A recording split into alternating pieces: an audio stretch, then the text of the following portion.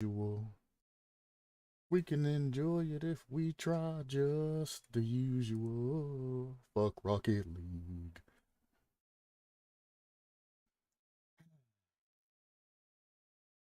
Another day, another Rocket League stream.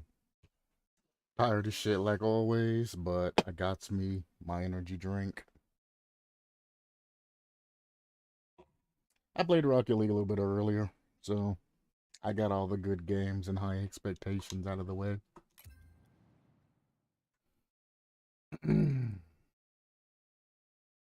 Today, I suppose I can try being a good host.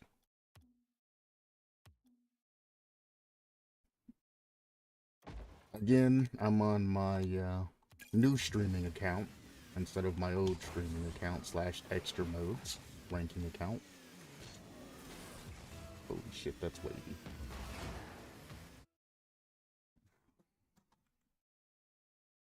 I forgot to pin chat.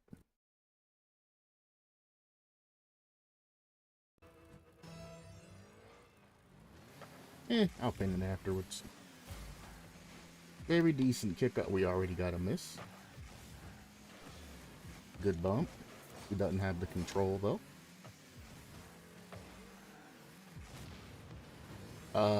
Kind of a useless demo. Now he has to go back and get boost, letting us get a play set up. He did not pass it to me. That's fine. At least he followed it. Could be a goal. Beautiful. He was very slow on that turnaround, but we good. He double committed that save. Went back in. Bam. If he didn't get it, the other guy would have gotten it. Alright, chat's pinned now. Let's go. Would have been a good kickoff if anybody went to corner boost. That is the only thing that I do different. I don't particularly go for corner boost off the kickoff. You should, though. It will increase your speed. Just remember to turn back towards the goal after you pick up boost unless the ball is actively heading into your corner. But I mean, even if you do turn back towards your goal and then challenge afterwards, there's going to be less of a consequence than just turning out and getting clapped. Speed's good, but sensibility and game sense is more important. Great pass.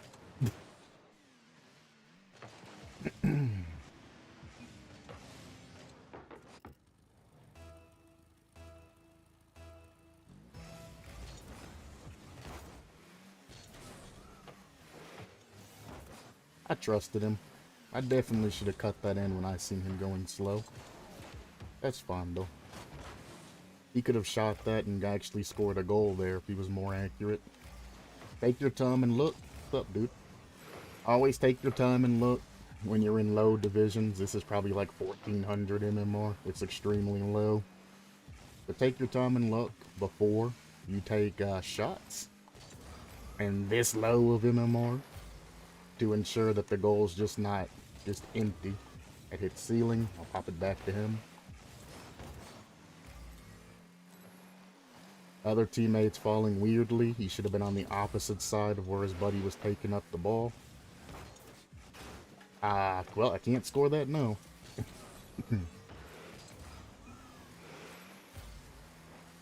This is a pass to me. Like I said, the goal is completely open, so we'll just try and take a shot here. Bang. Again, he was out of position, so I knew if I put it top right corner, I could easily get that goal. He can only defend one way because he was out of position. I just put it in the other corner.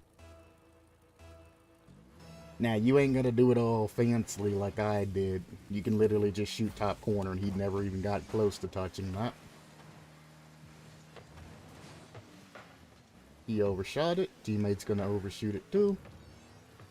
Completely fine. He needs to avoid the demo, which he did. He can still pressure. Dang, I trusted teammate to win that. It's fine. I'm back. He'll hit this off wall if he does touch it. Not a very good touch to go for. Easy save. Okay. That should not have turned into a triple commit. I was the one that got this initial touch. Oh, I don't know why our third went for it. I could see the confusion between me and my teammate. But our third man who was off to the side went for that shit. He should have covered goal. I don't know why he went for that shit. That's not sensible at all. Take my time. Get an easy clear here. All I did was block towards goal like usual. Same shit still applies. Even in lower levels. Higher levels, it's the same thing, just faster. As long as you learn the basic fundamentals of how to play, you can basically play it almost any rank. Pop this up. Get another touchdown. 50 him. I'm gonna go for this because nobody else is. You would love to see a pass here. Ooh, I got bumped. He went backwards. See, if he would have went forwards, I could have passed it to him, but him going behind me is that low-level diamond rotation that I hate. Keep up with the play. And don't keep rotating back like that. See, that was just a free pass to them because my teammate didn't continue going up. He got nervous or whatever and started heading backwards. That is dumb ball control. If I demo him, we got a free shot. I missed. That would have been a goal if I'd have got that dim, though. I'm going to actually, well, do nothing because I wasn't looking at my boost. He's going to challenge. We'll just demo him out of the way. Teammate should touch that up, or not. I'll take a small shot to the corner. Teammate didn't turn back for it. Don't know why. You got a teammate behind you. The one time you can be ball chasey, he didn't take it. It is his decision, though. Try and pass this best we can. I'm going to grab this boost and head all the way back. Both of them can make some sort of play happen. Nice pickup. You made him hit it backwards, too?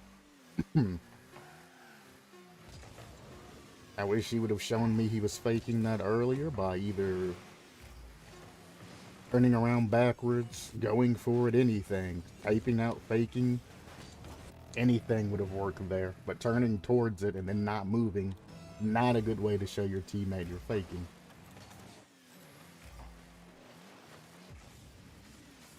You let that go in.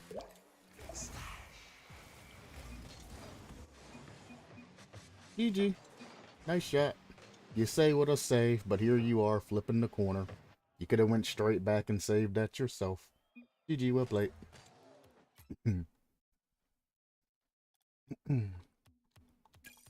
I don't want overtimes. Not at all.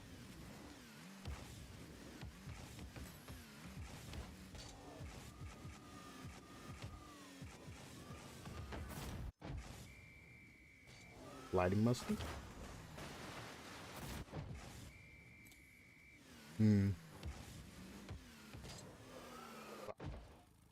The goal shot thing still queued to my damn button. That's a shame. That was a properly lined up breezy. Gone.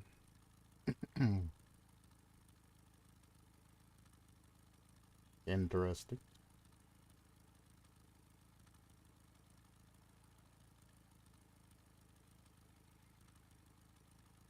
Boom, boom, boom, boom, boom, boom, boom, boom. Terrible kickoffs. What you gotta like about this particular rank, kickoffs are always gonna be bad, so if you do practice small things like your kickoffs, you really can get a hand up.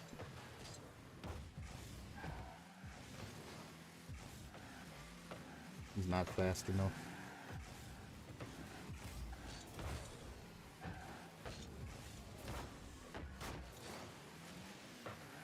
I gave you plenty of time to set up for a counter there, and you just wasted it. That's fine, though. You'll get beat. Good bumps. A double commit. I should let that go in, but whatever. That's a pass. He didn't have proper ball control, though. If he would have taken his time, he could have gotten a better touch. And that's what this rink heavily relies on, is taking your time. You see how slow and how light that touch was? I didn't even have to challenge it and I still got ball control. Just from taking my time. This is like Diamond 1 play. Just take your time. When you got it, use it. You can wait on him to clear it and send it back.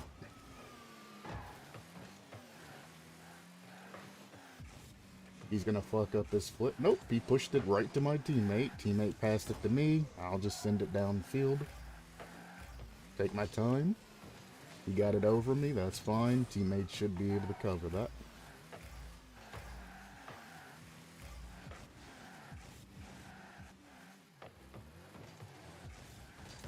Pop this to the left. The bump, I don't really matter. They double committed. Oh shit, let's go.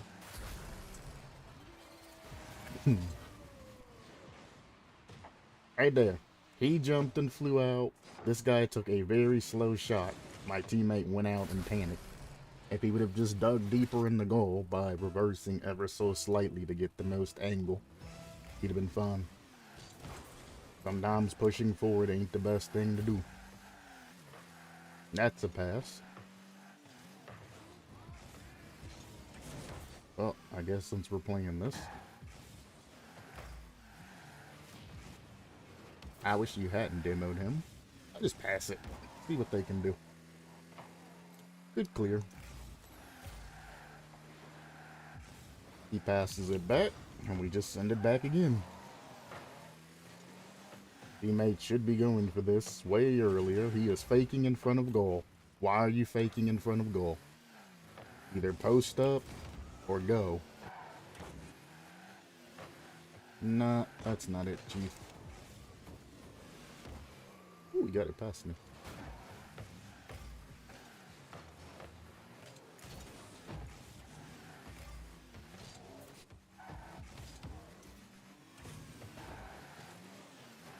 Boink! Aw, from just taking my time. Take one, pop it over him, because he just parked his car there. If you're using a flat car, you gotta do something when the ball's coming towards you, or it'll just ramp over you. You gotta at least jump and try to hit middle.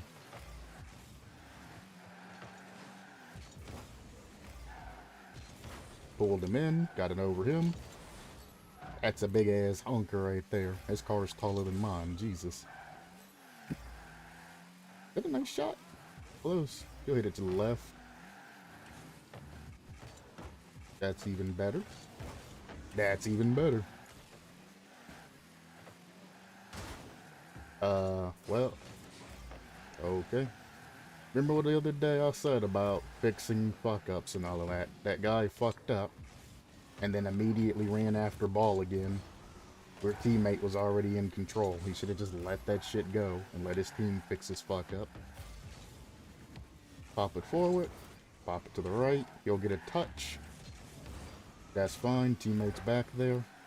I mean, don't hit the ball into the man.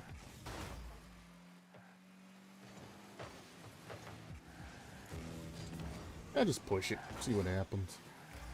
He should pat. Well, he's getting beat. Okay. Teammate's missing.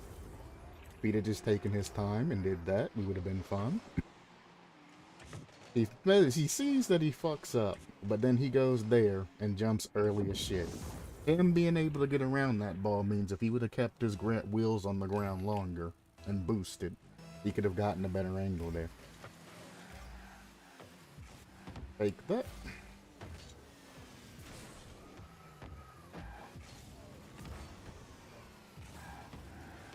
Whoop. Thanks for the pass to teammate. He ain't ready though. And that is goal.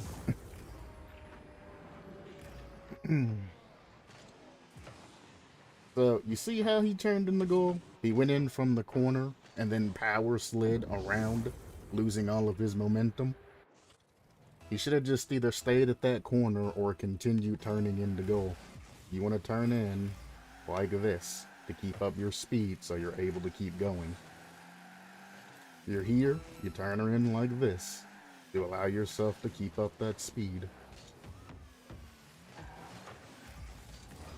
If you're power slotting and shit, you ain't doing something right.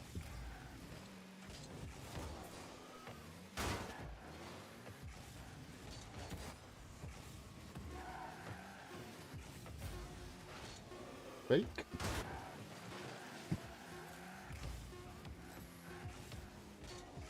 If I can get it to well, never mind, he's heading back. I was going to pass it to my teammate. He grabbed boost and he's already headed fucking back towards goal. 1, you're always part of the play. 2, it's the end of the goddamn match. Why are you rotating back the last 5 seconds of the match? Be ready for a goddamn play regardless of where you at, especially if you're in prime position for a basic redirect. All he had to do, this shit over here. Ah, that's annoying. And all he had to do was just get a touch. I put that shit perfectly there for him to just drive into that shit and get it. Ongo? Okay. Thanks for ruining my shot, teammate, but it's whatever. I was joining, so sure. This guy loves to fucking lift that shit, huh? I guess they all like lifting that shit. Are we there where everybody just lifts the ball over everybody else? Yup. I missed that car snipe. That's a dangerous pass, but it gets through. Interesting.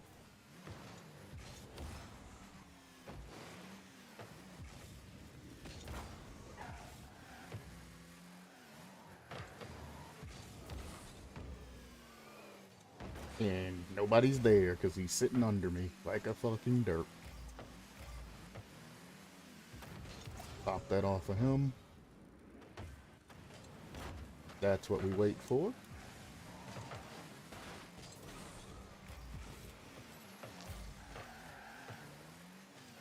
Fake that. Teammates should be able to blast that.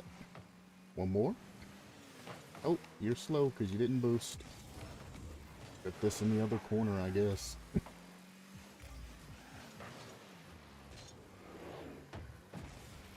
Don't push it to him. That's a pass. That's that. Just take your time in situations like that, and you can easily get more shit done. I knew he was going to try and lift it, so I gave him a little love to tap as he tried to pass it through.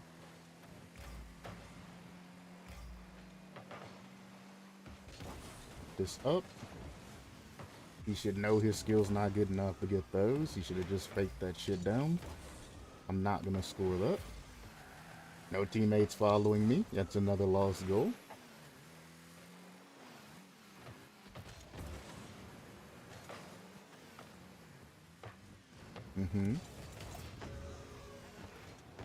Take time.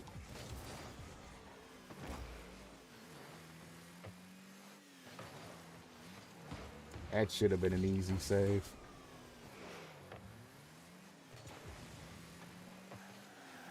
Not quite on target. Take my time.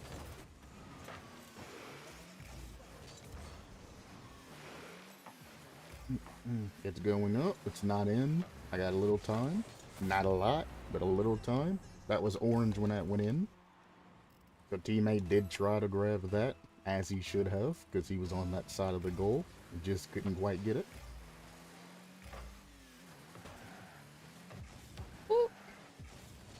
Teammates heading back. Yep. What I would have liked to do there is pass it to that teammate right there as he was coming back, but he decided not to. So I tried to slow myself to keep myself from passing it, and he ended up getting that.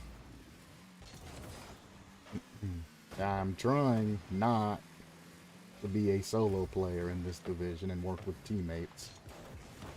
But they make this shit extremely hard when it comes to situations like that. You see that? He's driving in game, in goal, backs up, drives for it, backs up, drives for it, and gets scored on. At no point in time did he jump, flip, or even try to do anything to save that ball. Not gonna score that. That's an own goal. Try to save that, because he's a dumbass.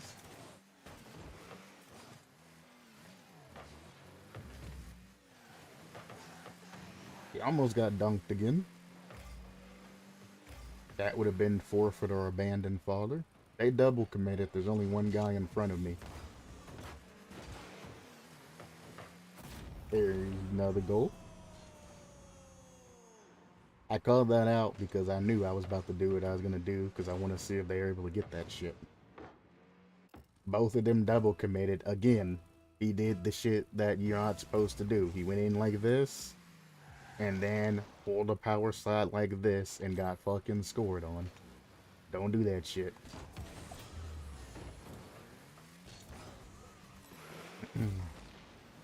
For one, he should have stayed here because this is the most sensible spot. But like again, if you're going to do that and power slide, at least do it like that to where you can continue forward with that momentum. Come in, tap power slide, go back out. Don't just power slide in and lose your momentum. As soon as you do that shit, you're useless.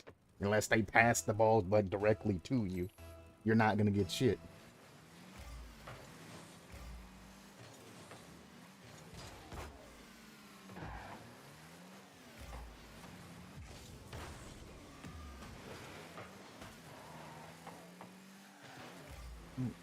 I gotta stop passing the ball in front of him. They're not gonna go for that shit.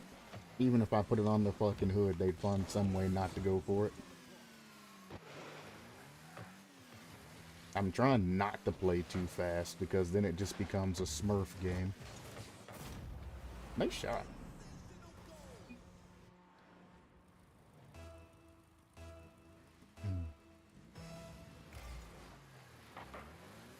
Terrible kickoff.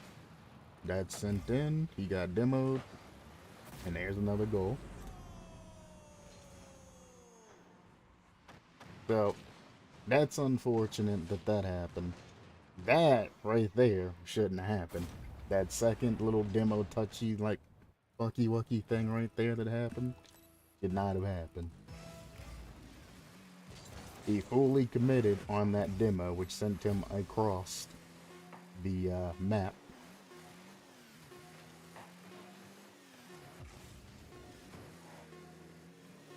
You can't follow it, so I don't even need to intervene there. And like I said, the majority of these matches I play are going to be losses, so be prepared for a huge loss streak.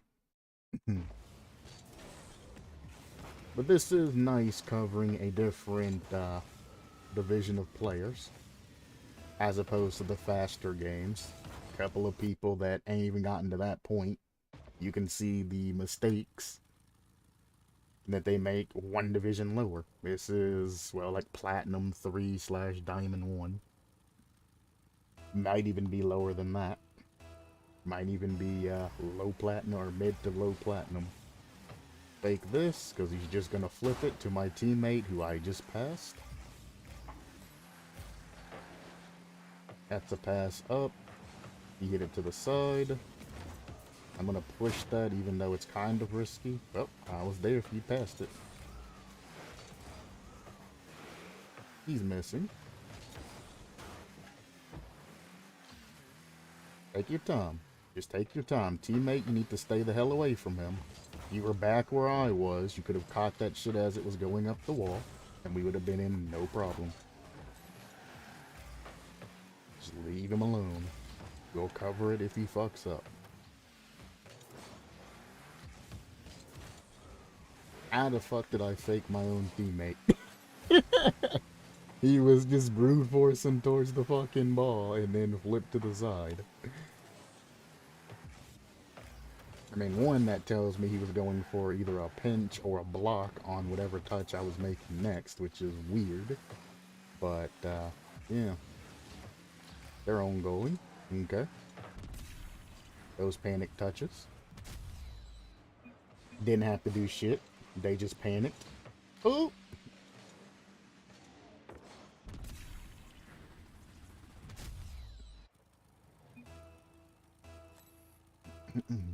Left goes and lower.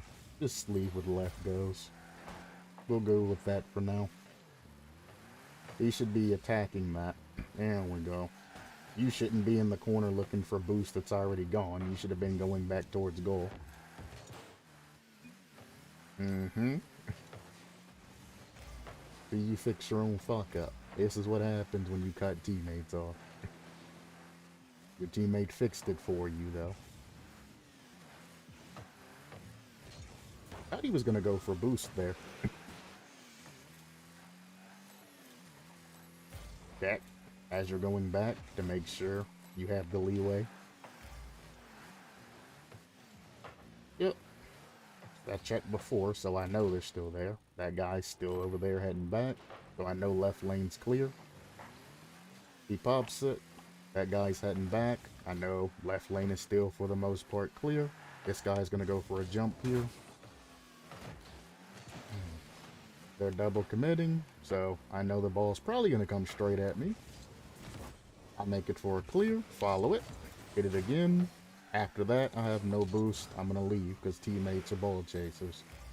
And they do whatever they want to do. He pops it to the right. I don't need to follow this. I'm just gonna get into a defensive position and get close enough to stop the demos. I see he's riding my ass, so I'll go.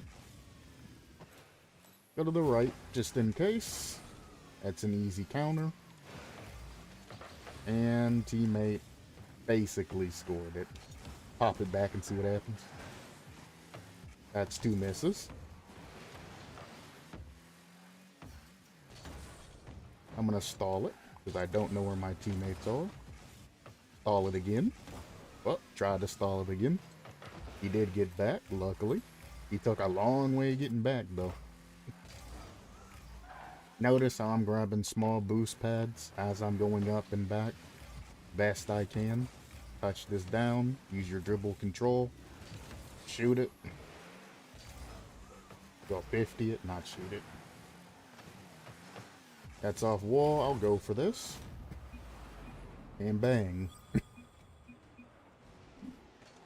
That was a terrible pass, by the way. But we take those. At least made it awkward for him, and I go for those in those corners. Which in the higher level, remember, you need to go for the ones as soon as it gets near that corner, not after it passes. If you're scoring goals after it passes the majority of the goal, you're too slow. Grab that boost so we can't re-challenge. I'm going to get behind my other teammate. And we're just going to post here. He comes in, I'm going to scoot back to get out of his way and keep posting. Doesn't matter what happens, I'm already back. And I can just send it again. Take time to go up into the air. We'll just give it a dumb touch. And it goes in. 422, 2 goals, 1 save, 6 shots. From setting them up. MVP. All I did was just chill back in goal and wait for the ball to get sent to me. This division, they don't have ball control.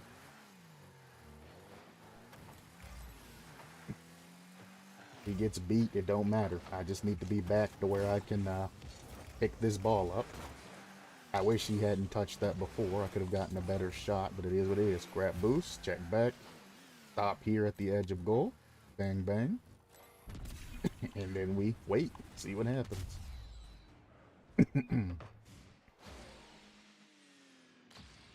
Boink! Ah, an own goal.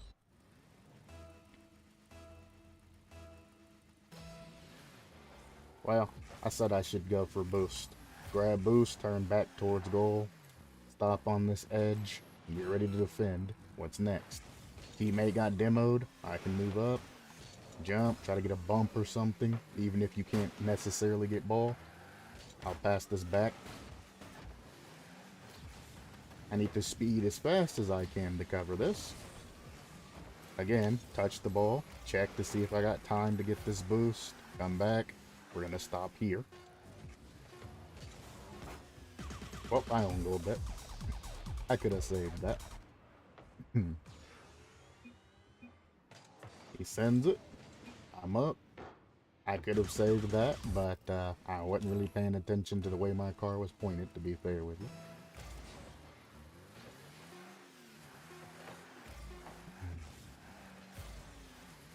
Boink. Well, he killed it, which is just fine. Well played, friends. Well played. For this rank. Baki's mod's not available for Epic right now and ain't been updated, so I can't even tell you what MMR this is for certain, and I don't feel like looking it up on Rocket League Stat Tracker, so, yeah. It's something, though.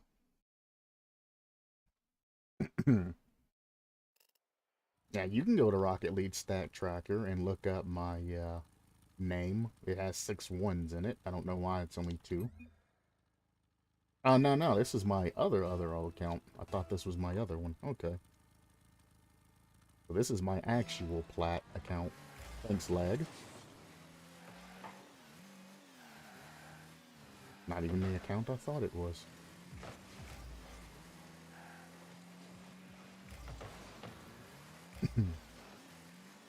He missed. I'm not gonna push, though. So there you go. Would not have touched that ball. It would have went right over my head.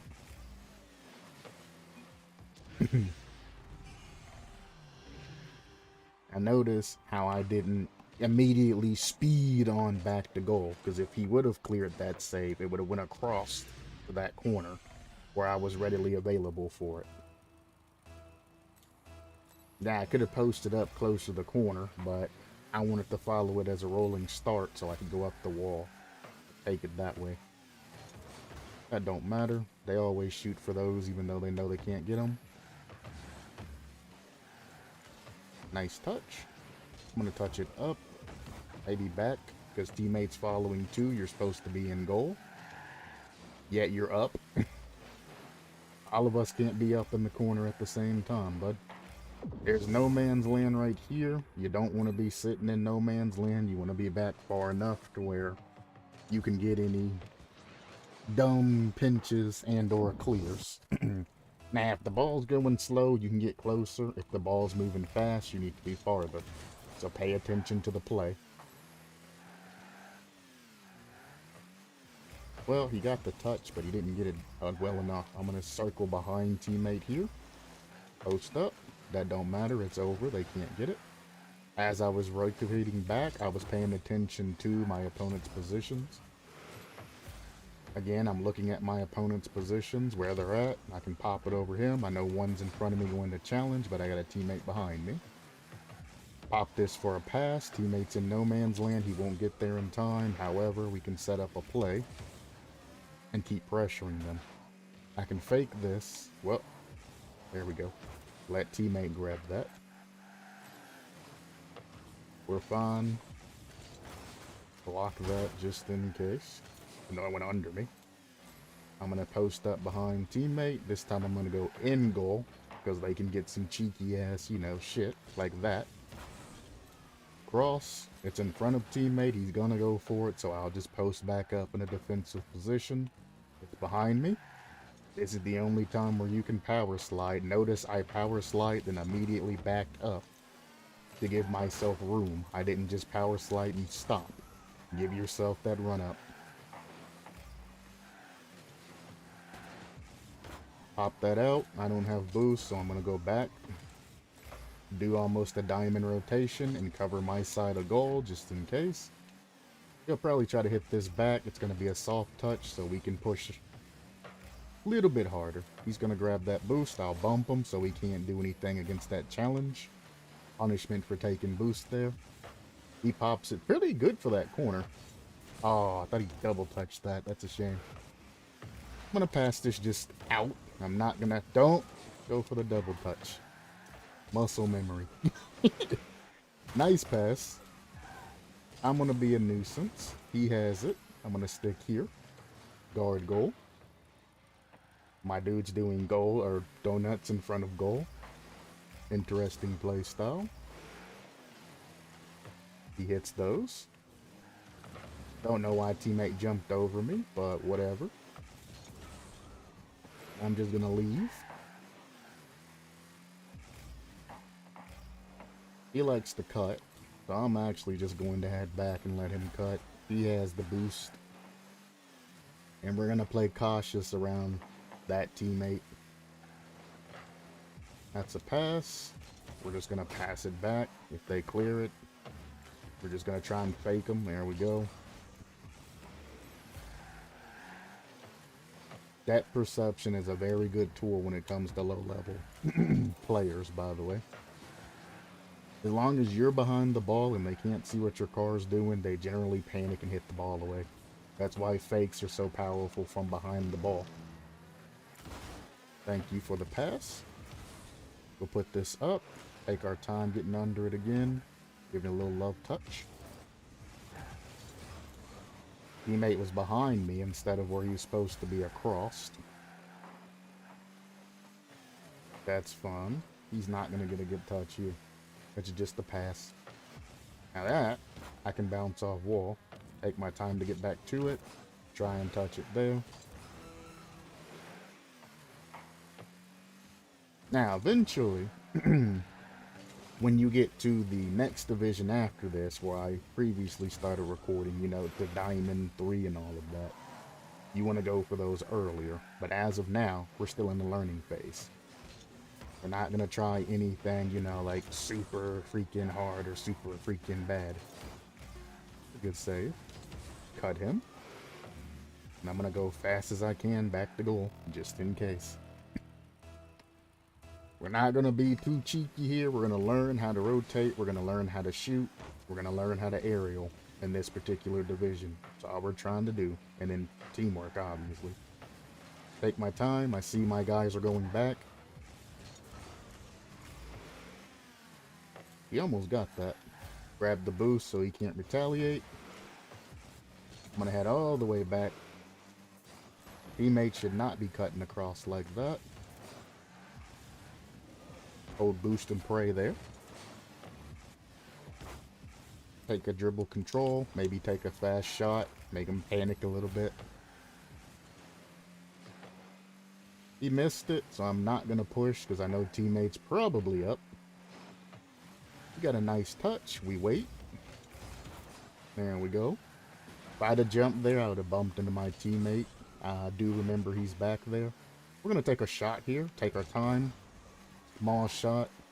If I'd have shot faster there, I would have scored because he did the dumbass power slide in the goal thing that I keep saying not to do. He did that shit. That was a free goal for me to take. And that's a loss. Keep in mind, this is technically a win because he did the dumb power slide thing. But they won. And sometimes that happens. GG.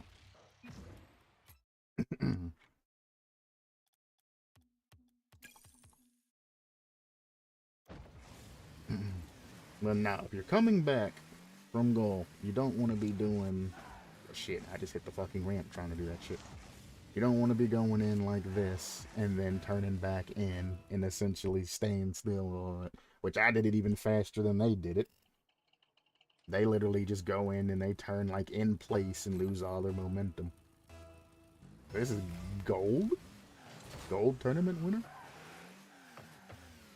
Take your time, just touch it. Doesn't matter where the ball goes. We're not looking for accuracy in this division. We're just looking for pseudo consistency. I'm not going to actually touch that because generally you wouldn't hit those off the wall. Let it go. If it's not something that I can line up and actually touch and make it reasonable for this rank, I'm not going to go for it. He's doing something weird, so I'm just going to cover him. Not good enough, buddy. Go back, grab boost, we wait. That's behind me, I don't care. Now I care. Push it through. We're going to take time. Give it a love tap off the wall like that. That should be the goal. That's all you gotta do. You ain't gotta jump, you ain't gotta flip. And then I immediately came back to goal. Like so. And now I'm just on the defense. He's gonna beat me there, so I just need to shadow it. Shadowing is very important. It comes down. I'm gonna just touch it. He puts it down. Teammate should turn on that. He got beat. Other teammate is in a fucked up position because, well... Oh, they passed it to him. That works too.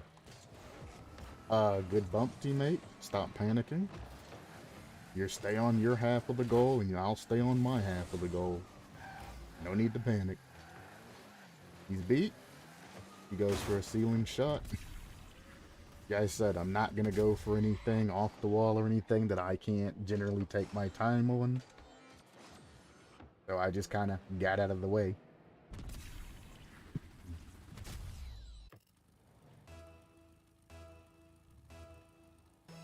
Then we go for boost, turn back towards goal, and you're good. Look how fast I did that, as opposed to turning out. And he about saved his own goal. He's had all the time in the world to use that dribble. This one, I'll go long ways like this. I'm not going to do the backflip tight tack or anything like that. That's a pass to me. So I'll take this, line up, jump, shoot. Teammate back there, I don't know why he jumped from that far back, because you're faster on the ground than you are in the air.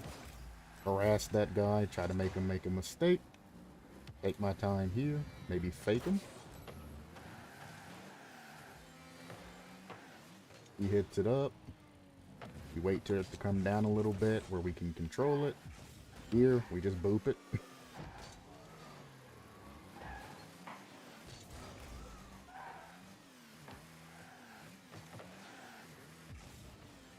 I wait patiently. Good save. Again, he's already up. I'm just going to harass him so he can't challenge again. Teammate Ponzi pass to death. That's a goal. Couldn't do that. He was back, man. The one thing you don't want to do as back, man, is panic hit that. If he would have let it roll past him, he'd have had a better chance of saving it. You ain't got to touch it every time as soon as it comes to you. Sometimes it's better to wait if you think you're going to get a fucked up angle. He tried a solo play. I guess that's fine, because, well, like I say, I don't even know where my other teammate is. That's under both of them. Let him hit it off wall. Again, I'm going to pick it up later on. Well, I was going to pick it up later on, but my teammate's kind of a dickhead, but that's fine. Almost an own goal. I'll push up, wait to see what's happening. You don't have to drive up ceiling. I'm just basically pressuring him without actually going for it. Take my time. Get a touch there. It's there. I'm going to take my time. Flip out. Maybe I touch it. Maybe I don't.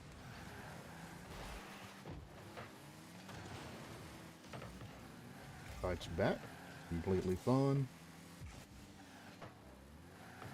Heads up and around. This is one of the situations where you want to touch it afterwards. He's doing something weird, but inevitably passing it. They both missed. Teammate got over him. He's gonna fuck up trying to shoot this, so I'll just wait here. And we got a goal.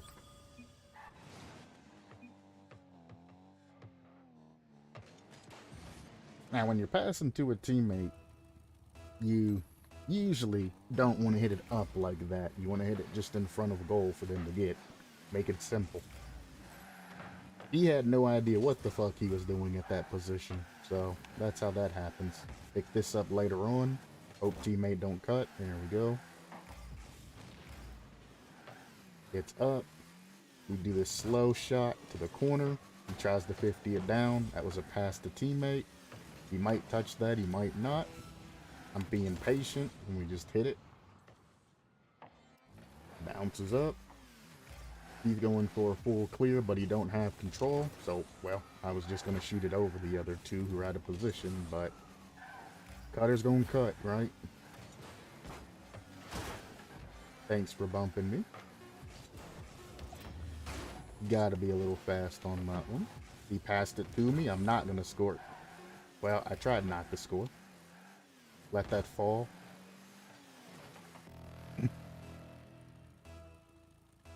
I'm just going to drive forward towards the middle of the ball and then flip. Bot kickoffs were pretty much good for the most part. Now, if you have invested and fast kickoffs, then by all means, they'll win you kickoffs every time in this particular rank. If you know how to do the corner fast kickoff. If you go from the back, you're just gonna slow 50 you, and you're gonna lose everyone. Is that in? Nope. We take our time looking at the cars around us. He didn't make that shot, so I don't need to go. He's turning, even though he shouldn't be. We take our time. Maybe a touch, lazy touch. He hit it there. Teammate needs to go up for that. He got beat, so I'm gonna immediately leave. Watch my back for a demo, and just keep tabs on where the ball is. Take my time up to the sidewall. Can't get that. Teammate will grab it.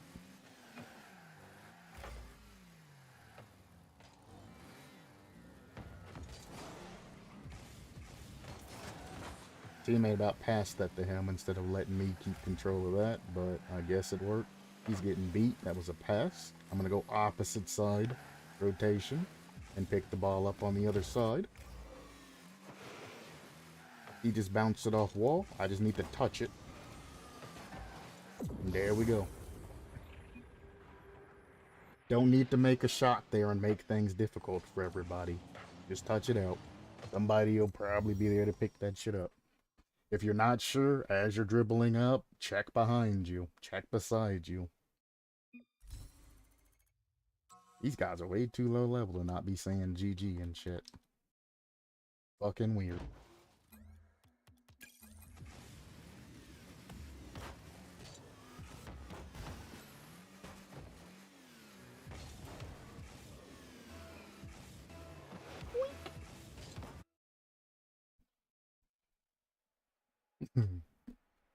Play one more slowish game, and then we can apply what we learned in the advanced levels to this low level game. That's a good win, but they're not going to be able to follow up. He elected to let that sit, so I need to cover goal. That's fun. Get it to me. You're in the way, so I couldn't actually aim back down towards field. It's a nice shot. Teammate shouldn't have panicked that. I was sitting in goal. That's a pass to somebody. Uh-huh. And that's right in. I specifically left goal because I knew that was a pass to somebody. Great pass. Dummy. Same as with the higher level play. Remember I was talking about them passing directly out to midfield where a guy's waiting? Instead of just doing a small clear to the side or something? Same mistakes. He's going all out, huh? We don't go for that. He has a dummy touch. Teammate cut again, putting us in a situation.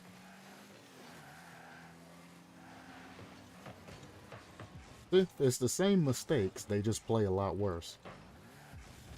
Get this to the side, take my time to get under it again. Okay, well, fuck you too, guy. I was gonna make the same shot, but show you that it's possible taking time. We go here, we flip one time, and then we flip again. Doesn't matter where it goes, you just need to make sure you flip at least once before you get to the ball. If not, you're not at max speed. Taking my time. Go through here. Line up ball. Touch it again.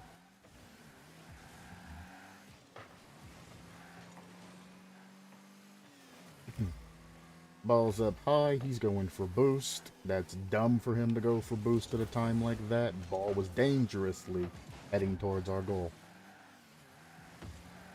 He panic hits it to the side. His teammate can't pick it up because he hit it to him awkwardly instead of past him. He's in my way, so I can't even cover him there. Again, why you don't cut teammates. I would have loved to have picked that up, but he turned in front of me. So I backed up and hoped that he could get that clear. And every time you cut a teammate, you're going to cause a situation like that. I knew it wasn't going to work out, but I'm not going to cover him like and use my actual experience. I'm going to play like they do. The soft touch, he should get back in control. Not worth taking a shot on. Cover goal. You'll try to get one more touch. Off wall. Terrible clear to the other corner. He could have done a lot better with that, but that's fun. Take my time. Pop it here. Grab control.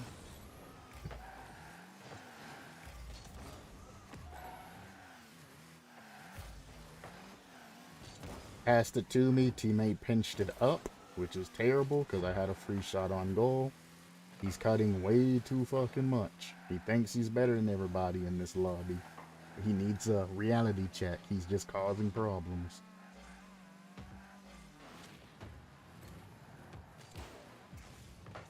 I'm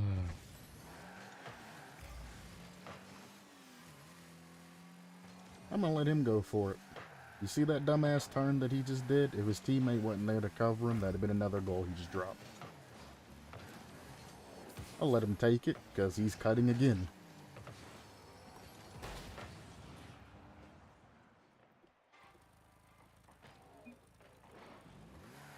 Gotta say something to him, because he's literally causing issues. That's fun. Teammate's back for that. Even if he gets a bad touch, should be an easy clear.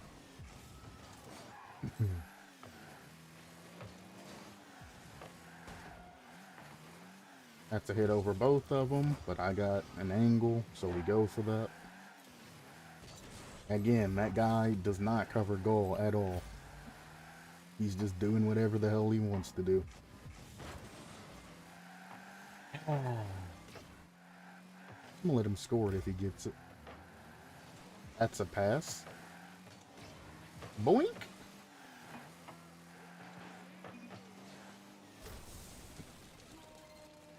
Hit him with a what a save, too. No reason for him to do that dumb shit. Now we talk shit.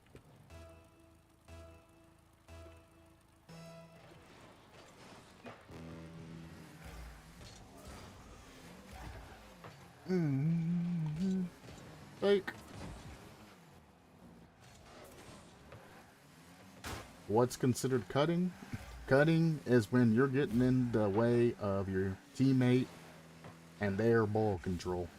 So let's say, for instance, I'm in this corner or something, and my teammate cuts me and hits the ball off of me. Or if the ball is rolling directly towards me when I'm sitting in goal, and teammate comes past me and hits it away, he's cutting. Cutting rotation is what cutting's for. Cutting rotation. If you're heading back towards the goal and the ball comes when it's supposed to be your teammate's turn and you turn on it, it's cutting rotation.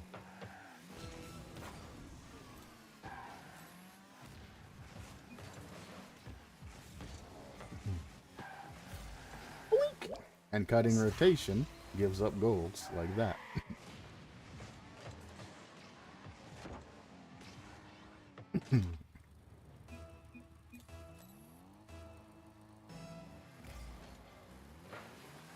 So there. Here, it's coming back to me. This is my ball to challenge or fake or do whatever I want to be with. If he was to jump over me and hit that, then he's cutting rotation. Let that go. And that's what that guy spent doing. All of the touches. Let me... How do you save replay? Cutting rotation. Okay, so it's also like when you're dribbling half control and they smack it in a random direction. That's just called being a dick. That is literally just being a dick. And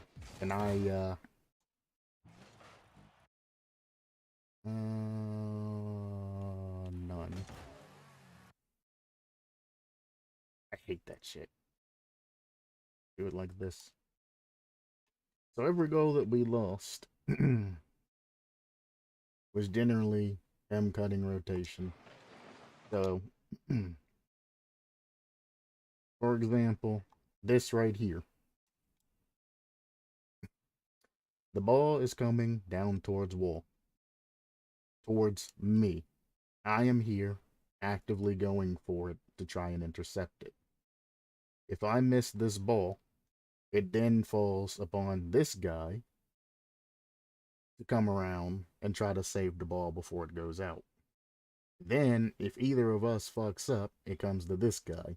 Where he's at right now, if he just waited on me to clear this ball or miss this ball and then covered what happened next, he'd be fine. But instead, the ball goes, a little bit more mustard on it. He's doing this shit. He's cutting rotation here. This is supposed to be my ball to clear, and he's cutting and going straight for the ball. The goddamn ball is heading back towards our goal. I don't know why you would ever want to hit the ball that way.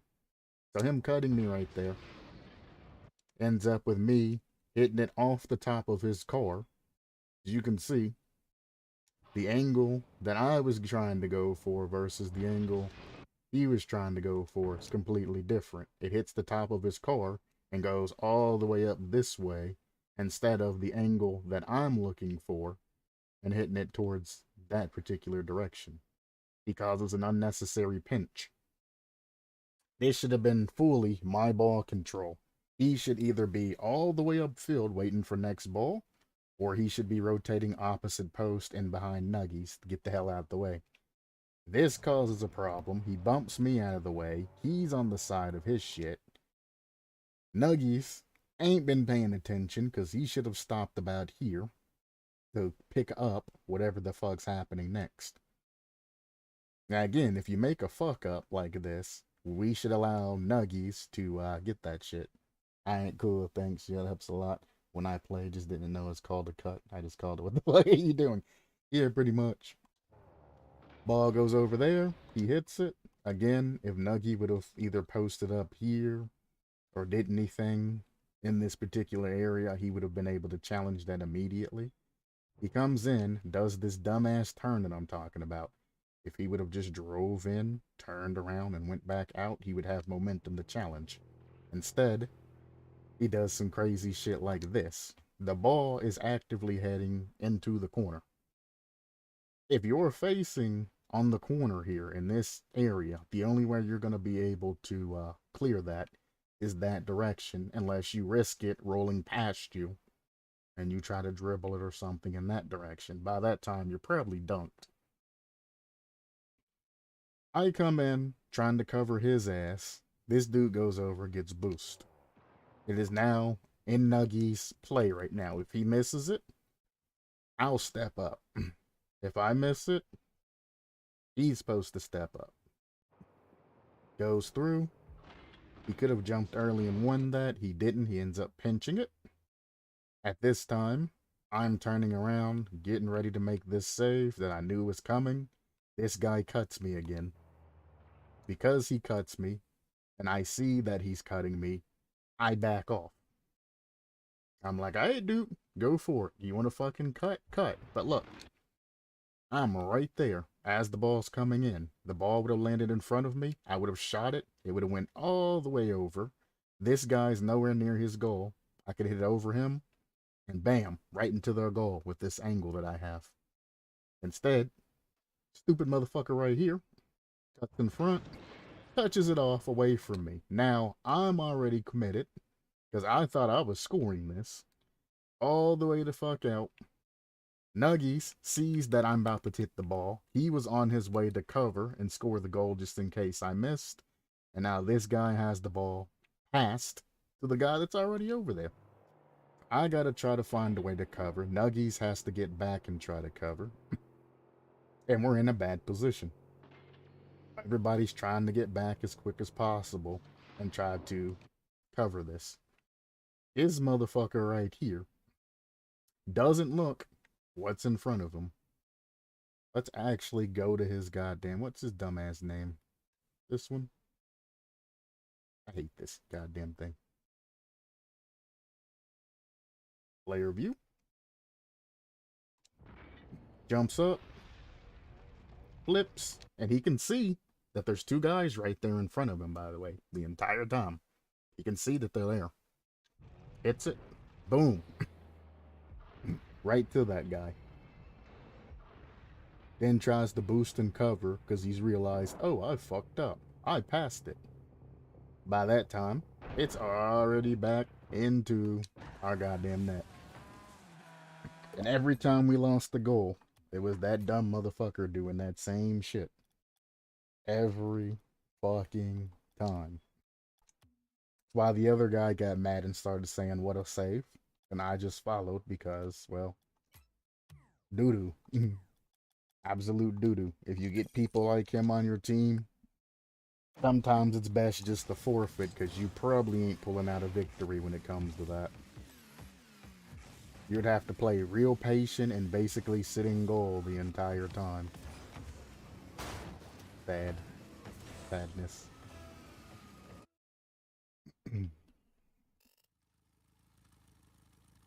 I honestly actively try to learn when I'm watching you to get me out of this rank annoys me, but it's my own fault being inconsistent. I mean, yeah, Rocket League is built on by experience. The more you play, the more you naturally learn. I don't recommend playing every day, though. I'd just be happy being a casual. Because once you get out of the rank where everybody expects you to be dog shit, everybody expects you to play better. Well, he just saved that for them. I'm gonna head back. And they scored it. Don't know how, because he fucked up. Well, I guess that's one way to do it. He made him full panic.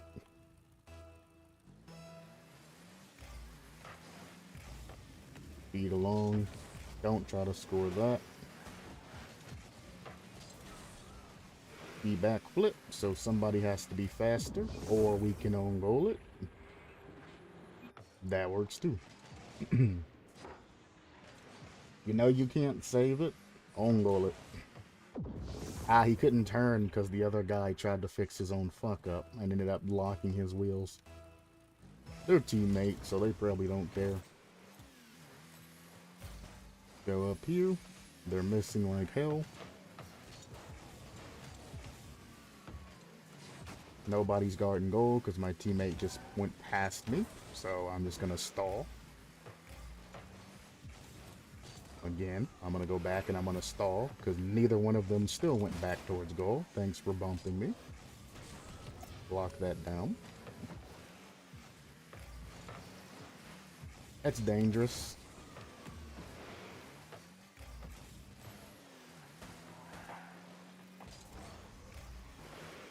Boink. We can cut that. And actually, no, teammates are up, so we shouldn't cut that. We should just let it roll. Okay, as long as you guys got a plan. Whatever. Again, why I hate playing with fucking teams and being a third, because they're gonna combo off of each other. And if you're there, you're just kind of a nuisance at that point. Don't know why teams like that just don't play twos. Like that shit. He's already pre-jumped in the air. The ball's in front of me, dude. Why?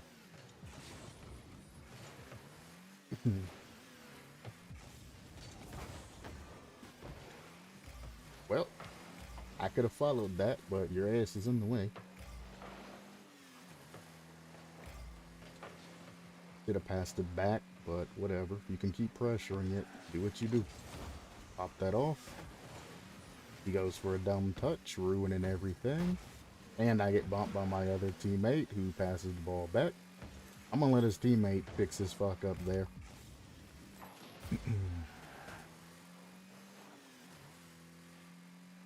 He just leaves. The ball's in their corner. They have no control. And teammate just left. Just let that shit fucking have them or full control. You're in the way, teammate. I'd love to move forward there. Eventually, if you or any of your teammates are over in a particular area, you should not be there. Get the fuck out of my way. That shit is getting old.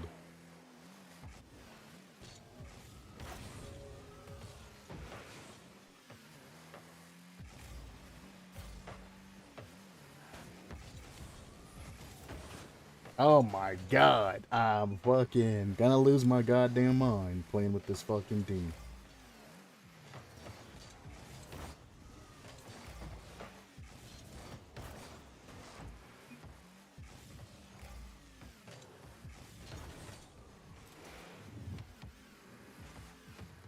Okay.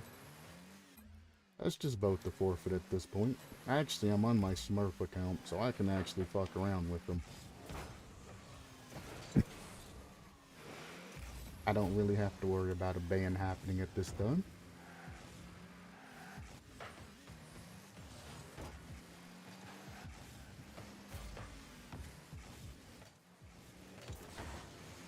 Trying to help you out, you dumb motherfucker.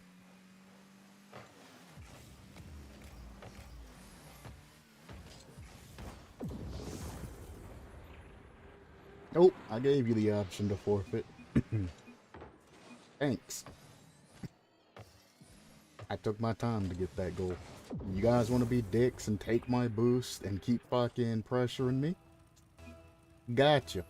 I fucking got you. You want to be rude, boys? I'll be ruder. Why you shouldn't talk shit to, shouldn't talk shit, you shouldn't mistreat your fucking teammates because you never know what their actual rank is. When I was a fucking platinum, I learned that lesson one day. I talked shit to a fucking GC, invited him to a fucking 1v1 because I was the top of my friends when it came to 1v1s. Super confident. Got absolutely positively clapped 15-1 as a platinum. And that was the end of my fucking shit-talking experience. Yeah, maybe I shouldn't talk to shit to everybody. Maybe they're just chilling out and having fun.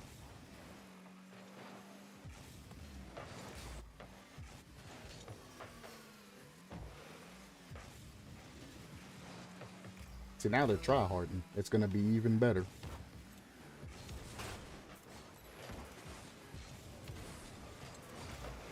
Bang. I want them to get real fucking mad and regret what they just did. Report me if you want. I'll just go to my next account. But you motherfuckers are passing the fucking line when it comes to that shit.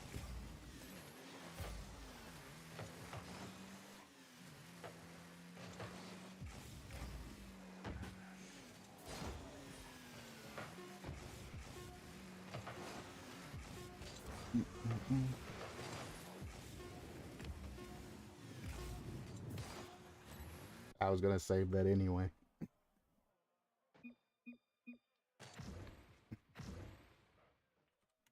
Easy.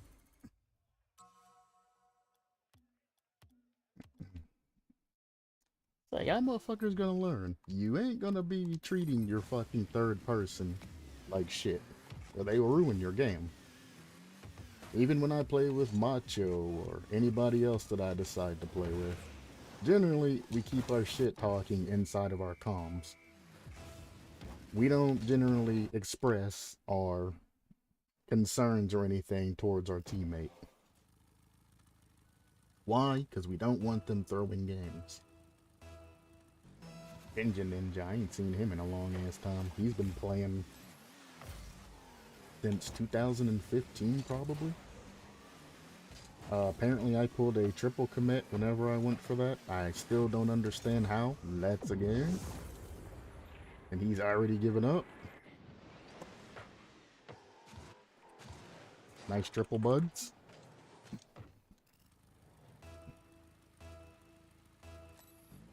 Maybe they need a fire lit under their ass. Maybe they need that toxicity to be able to do something with their lives. Or not. If it makes them stop playing the game, I mean, I'm fine with that too.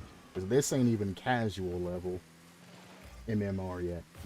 Diamond is casual level. This is below that shit. This is, I just bought game I played for probably like a month or so. Type MMR. Scoop. Oh.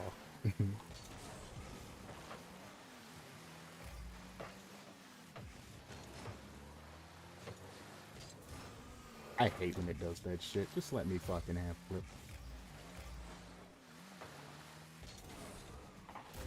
And he on gold.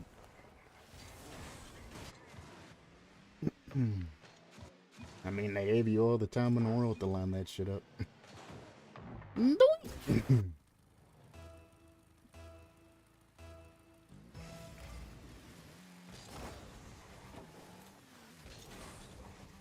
Okay, guy. Everybody knows that if you're on corner kickoff, you get that middle boost. You should not be taking that boost from your guy that's on kickoff. And then not going for ball like this piece of shit. Literal piece of shit. You will have teammates immediately forfeit and stop playing with you if you do some scumbag shit like that. That's like basically spitting in somebody's face. Like, I went to kickoff, one kickoff, and the least you could do is give me a fucking boost. What kind of bullshit is that? Or at least apologize if you didn't mean to take the boost, you know? Some things can be forgiven, but that's literally like spitting in somebody's face. Taking their kickoff boost like that.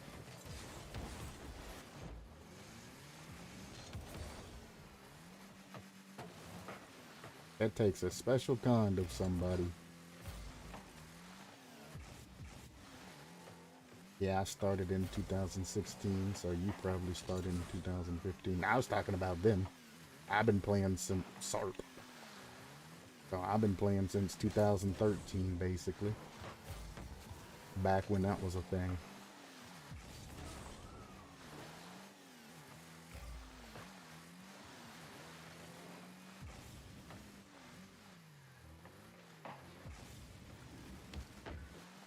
Boink! No. You can touch that down. He still caught it.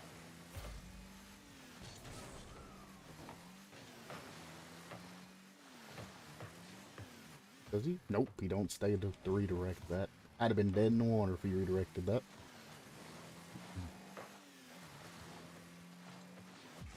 Good fake. Nice to see people using their brains this early.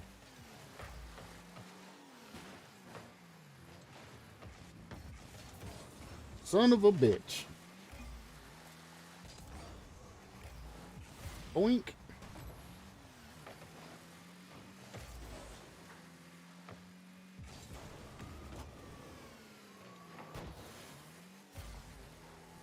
Double commit. He should have just taken his time to shoot that.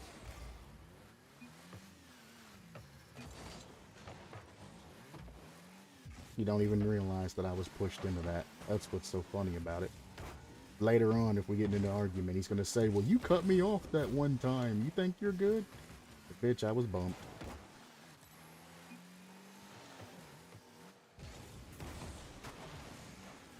Okay? And I can say, nice shot. I don't understand. Oh, then I'm going to say what I say. See? I can be rude too. What a save. Dumbass. So you gonna talk shit, then immediately give up a goal.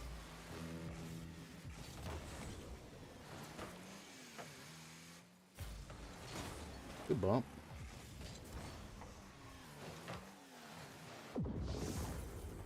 Hmm. Hmm. Hmm. Mm-mm-mm. Hmm. Hmm.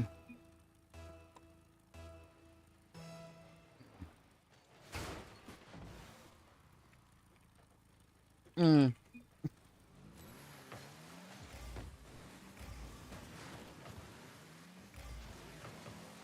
I would love to punish that guy that keeps bumping me, but my teammate being a dickhead comes first.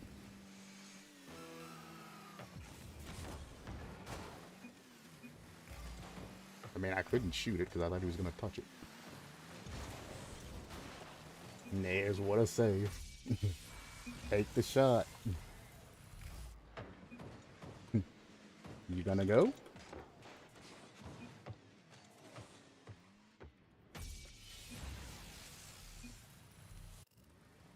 Hmm. Funny. Just as trash as they are. That's funny. If only you knew. I'm playing easy for y'all's sakes, not mine.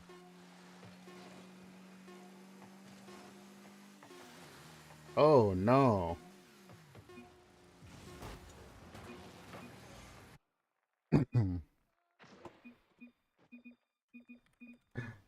So bad.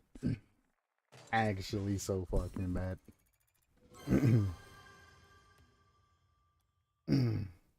Ah, they're gonna fucking run. Alright. I was gonna rematch you guys too. That's fun. We'll go to the next match. Hmm? Wink. Ooh.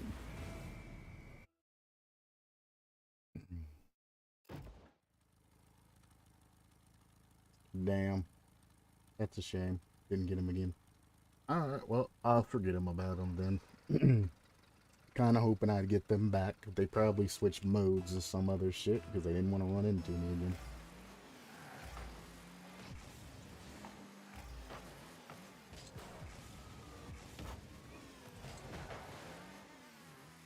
He's gonna come all the way upfield to shoot that.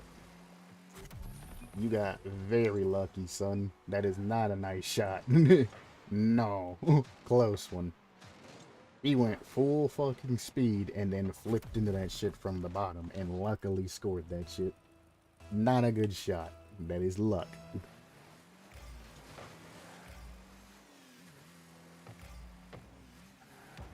Okay. Okay.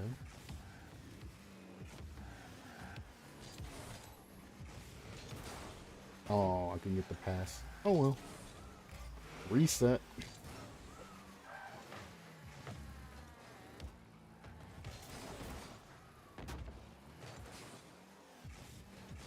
I'm just gonna hit this down. Yep.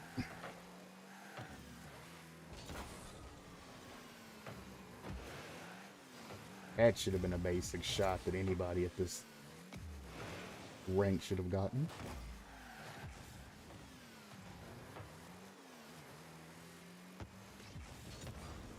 Alright, well, you hit the ball from yourself, but I guess I'm challenging now.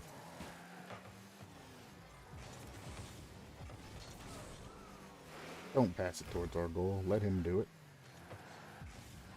There you go. I'm not going to follow that. I don't have boost. That would have been a hell of a pinch goal if you got that off. Pop that up high.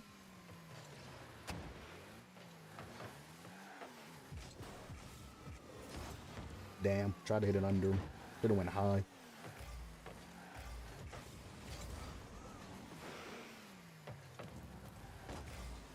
Trusted you. What did he do? This dumb shit. Turn it in the goal. He lost all his momentum and couldn't challenge. Look at this shit. Power sliding in the goal. Lost all his fucking momentum. Every dumb. That's how you get scored on. Don't do that shit. Know what position you need to take up before you do that. That was almost a good pinch goal. I just need to beat him here. We'll just touch it down. Doesn't matter where it goes.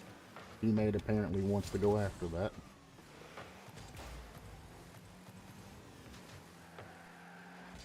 Skirt. Maybe he'll touch that. Nope.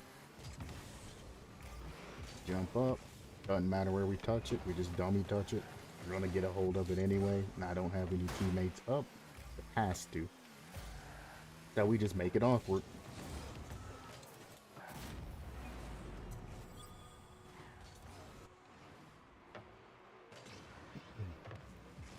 Very interesting pinch. He got close. I'll give him his just dues. So his teammates ain't constantly talking shit to him. It's a good kickoff. Take my time, hit there. Teammates behind me, so it should be fun. Good be fun. Give it a little touch to the side. He should have taken his time and scored it. If you hit your brake before you pop the ball or hit the ball will go lower. So if you know you're going to hit a ball way too high, you can touch your brake beforehand. I will show an example after this match. You son of a bitch. That's a hit off wall. Teammate, you should go after that. Before your other teammate jumps for it, you should have had that set up. That's fine. I'll stall it. Go fast. Got rid of him. That should have been a pass, but that's fun. Okay, maybe it's not fun.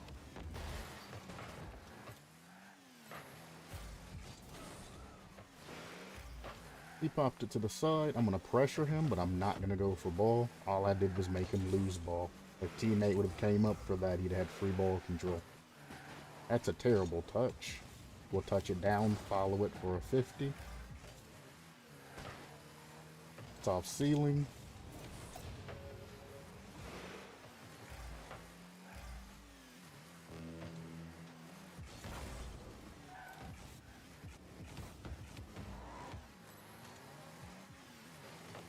Nobody's following me up, so when I go to pass it, they're just not there.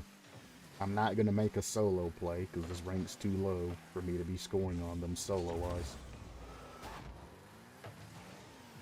Eventually they'll get the hint that, hey, he's going to pass it to us, we need to go up. It's just taking longer than it usually does.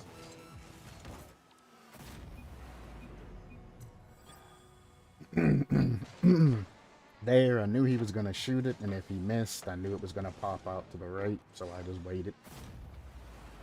Took my sweet ass time getting that. Hell, I had enough time probably to even get it closer to the ground. That guy's faking, so there's no hurry there. He might shoot that.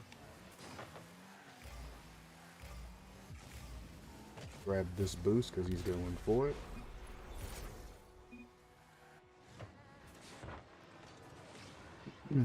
And the other guy stopped playing. Easy victory. Wow, I went from not doing anything to MVP. Nice double score, though. They almost have it perfect.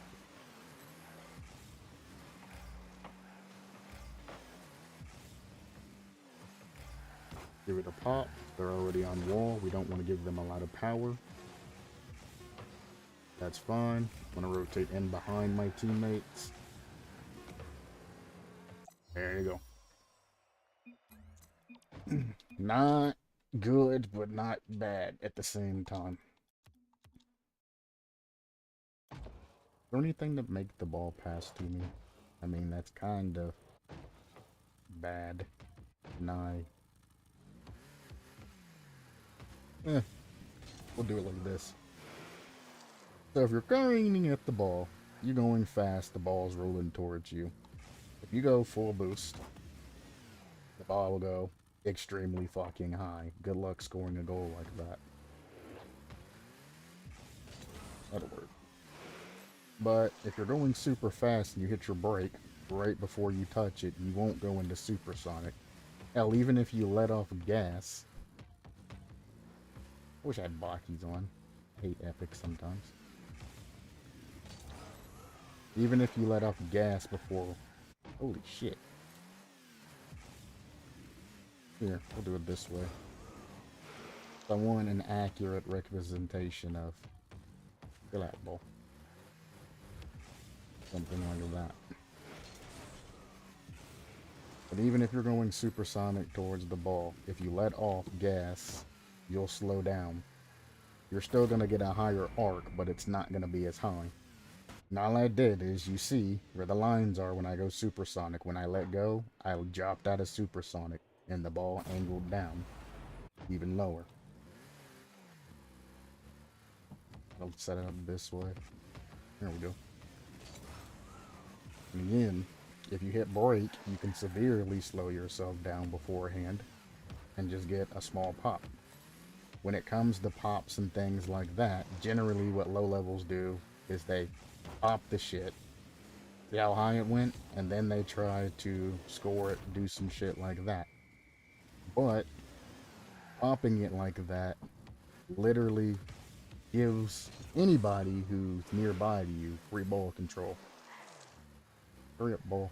Well, I wish I had Bakis. So me going here, popping it, look how much distance there is for somebody to dunk me before I shoot that in.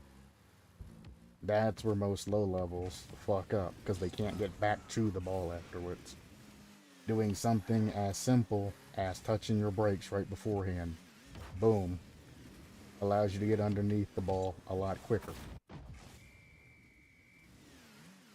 I know it's worthwhile and all of that, and everybody preaches speed, you know, to hit the ball into the air, immediately get back to it, and then try some bullshit. But I mean, why sometimes, you know? Why are you such a hurry? If you got full field of ball control, see if I can get there fast enough. Go, tap your brake, pop it. You got full on top of your car. You know how smooth that was when it landed on my car? Super smooth. And that's all just from just touching my brake. I mean, you don't have to touch your brake if you know the speed of everything. You can just drive normally and then boost under it like so, but it is going to make you a little bit slower. Just tapping your brake. Anytime the ball, where you want control of the ball, on top of your car. It's simple. I'll take off ball cam. Just tap brake. Tap. And then go right back under it. I didn't even have to use boost. It literally will just land. All I did was tap my brake, then drive under it. And look at this control. That's all I did. Ball's coming in, right as it's about to hit, tap brake, and then drive under it. From there, you have an unlimited amount of options you can do. That's generally the easiest way to get one of these smooth air dribbles. From here, I'm just tapping my gas pedal every once in a while to keep it on my head. But I mean, that learning to dribble like that takes a while, but getting it on top of your car, this is very helpful, because if you do tap your brake and let's say somebody's in front of you, tap, drive, flick. Tap, shoot. And you can easily get super fast combos out without using that a lot of your boost. See, tap, drive under it, flick it up. When you get fast at doing that, you can literally just continuously learn your flicks, learn your drives, all of that. If the ball is erroneous and you're having trouble getting a hold of it, tap brake. Drive right under it. Anytime it's out there, tap brake, drive, you're under it. Tap brake, drive. Sometimes you gotta push a little bit if it's going slow, but still under it. Ball's bouncing. If you tap your brake while you're under the ball, you can gain control of it. As the ball's coming in contact with your car, just tap brake, tap brake. There it is.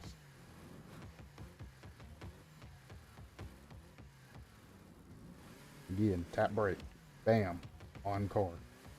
It goes up, over here, tap brake, drive towards it, get control. It all comes down to just tapping brake, and then kind of getting back under it. Now sometimes you'll see me dribbling while in ball camera. That's how I'm able to dribble so efficiently in ball cam.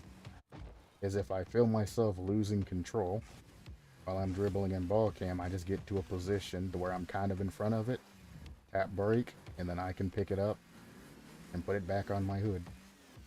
Somebody's pressuring me, tap brake off wall, drive under it. You take it to wall, you can do whatever you need to do. It's bouncing again, all you gotta do is get under it, tap brake, and then drive. Most of the time I'm dribbling, it's just muscle memory. Very simple. You want the car or ball on top of your car, tap brake, and then drive. Sometimes you gotta use boost, sometimes it'll be perfect. Goes up, tap brake, flick. You get a very nasty ass flick if you can do it all in one motion. That's an air dribble. We ain't that far yet. Ball goes up. Boom. That is a very, very basic flick. Ball's here. I want to get back control. Tap brake, and then you can just drive back under it to get back control.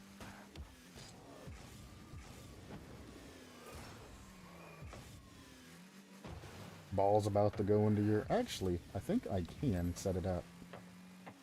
There we go. Ball's about... That's going straight in. Jesus Christ. Ball's about to go in, and tap your brake, and try and stop it like that. That was a powerful-ass shot, game. Jesus Christ, I just wanted a small shot. Like, look at these shots, bro. Jesus.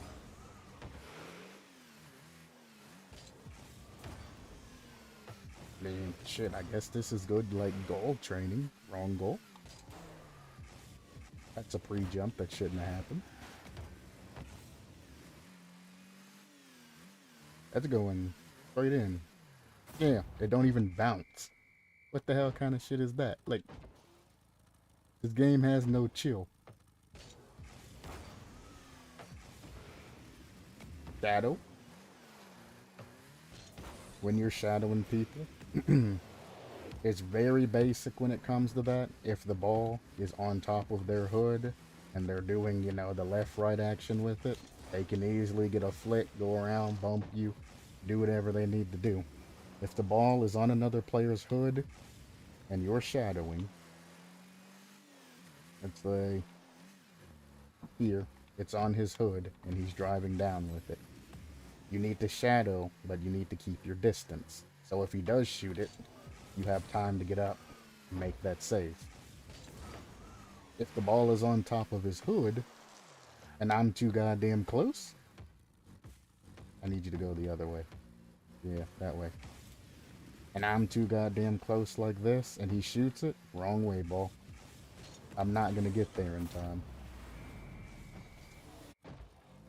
So if the ball is on their hood, you need to respect the little bit of space they have. Now if they drop it, then you can go for it. Or some shit like that. You can fake them. Keep in mind, if you look at my screen while I'm dribbling, I cannot see what's in front of me. So as they're dribbling, you want to stay in front of the ball, where they have to guess. Can you sit still for a second? Quit fucking touching the ball. If I can get this lined up properly. You need to be like, you can get like right behind the ball. You can see the after image of the ball where they can't see and kind of stay in that little bit of an area. But you also need to keep a distance. Like I can't see the goal or anything up there. So if I keep a decent distance, they have no idea when I'm going to challenge because they can't see me. And if they do one of, Jesus Christ, just get on top of my car. If they do one of these to try to see where you're at, the ball's not going to act accordingly with them. So if I'm going through and you're sitting in goal right now and I'm trying to do this shit to see where you are to set up a play, the ball's not going to sit there and, you know, let me do a wide peak like that and keep control of it. Unless, you know, I'm a higher level and I can just, you know, do one of these to peak you. And then go for a shot or a touch or something like that, or air dribble bump. So when it comes to the lower level shit, I mean, this works all the way up to a champ, by the way. If the car is on top of their car, and let's say they're right there, you want to keep a decent distance away and watch what they're doing. Sometimes you need to go to the side to see if they're, you know, going to boost or if they're still on it. But watch their car, see what they're doing. Because if I'm going straight like this, the only thing I can do is frontwards flick it. But if I get close to you and I turn like this, then I'm probably going to go to flick it like that, or flick it up or something like that. Look at what my car's doing, try to figure out how I'm going to try to flick a goal and score on you. Now, when you're shadowing, keep in mind that you do have a limited amount of distance. You don't want to be this guy that lets the ball get, you know... Actually, I got the perfect map that I can show you this one. Because it's all nicely drawn out. Where's Champions Field?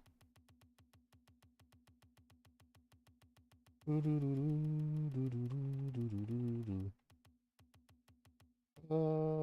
it is.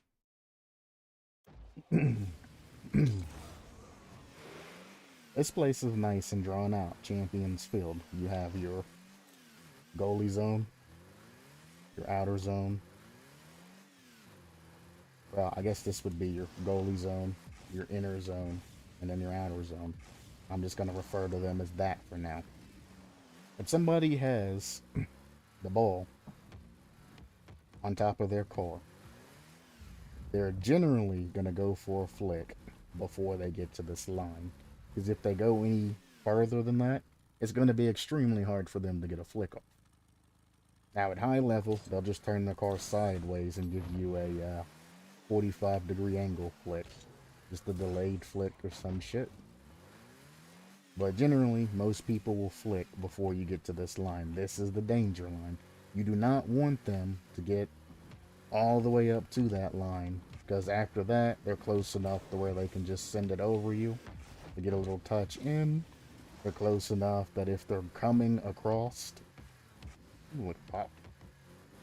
Like if they're coming across and they're doing this shit, they can just give you a little flick like that, or they can flick it completely over you. They also have the option of saying, fuck it, I got a teammate behind me, and they're gonna flick it up over top like that.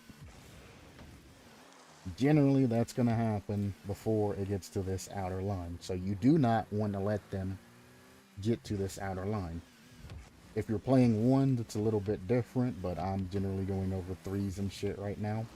So you don't want them to get anywhere near this particular outer line.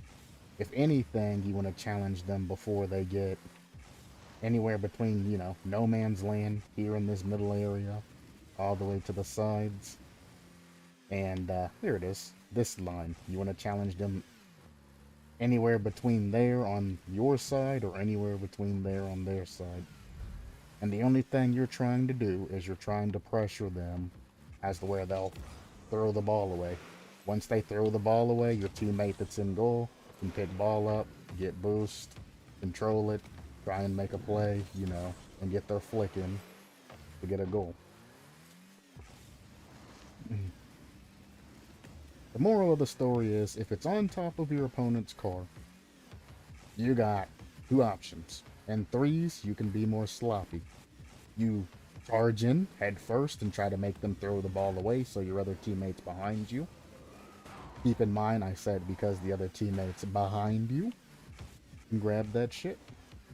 Which means you cannot be the back man when this happens. If you are the back man and this happens, you just conceded a goal.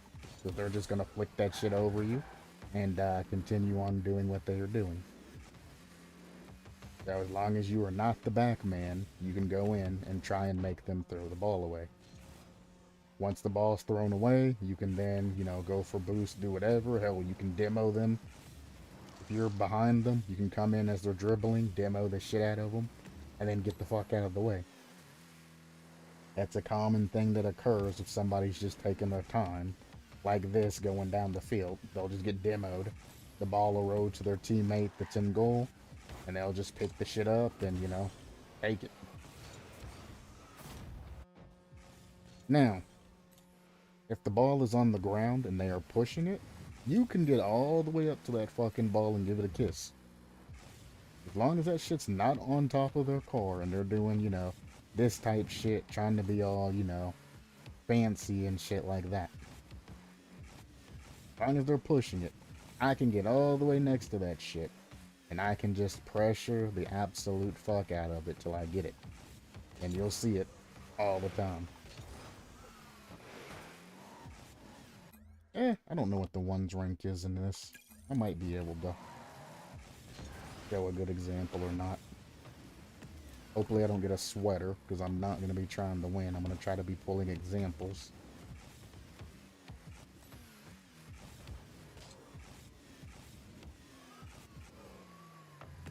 Rip. But if it's under hood, basically stay away a little bit. Try to use your teammates to come support you. If it's on the ground, you can go ahead and kiss that shit. Cool. I'll rage quit.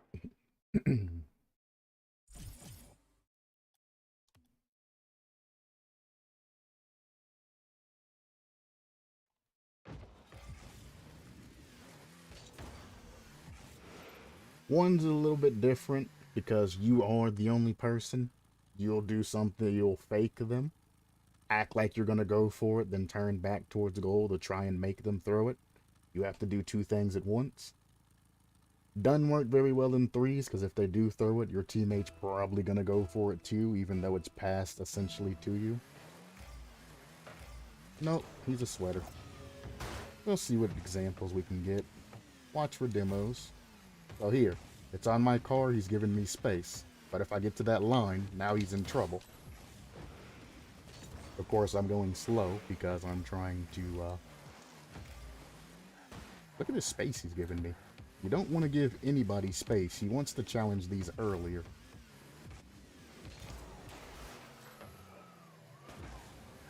I guess this could be a good example. Say it's not on his car, I can go up and basically kiss that shit. He shoots those, he passed it back to me. I'm gonna shoot it because he's flipping towards boost. Should have followed through, not going to. He's not gonna push it, so okay. Cool. He steals boost. Apparently he's a bumping guy. Oh, you're just gonna heavily challenge me. I might go into a lesson about fakes then. Why are you attacking me?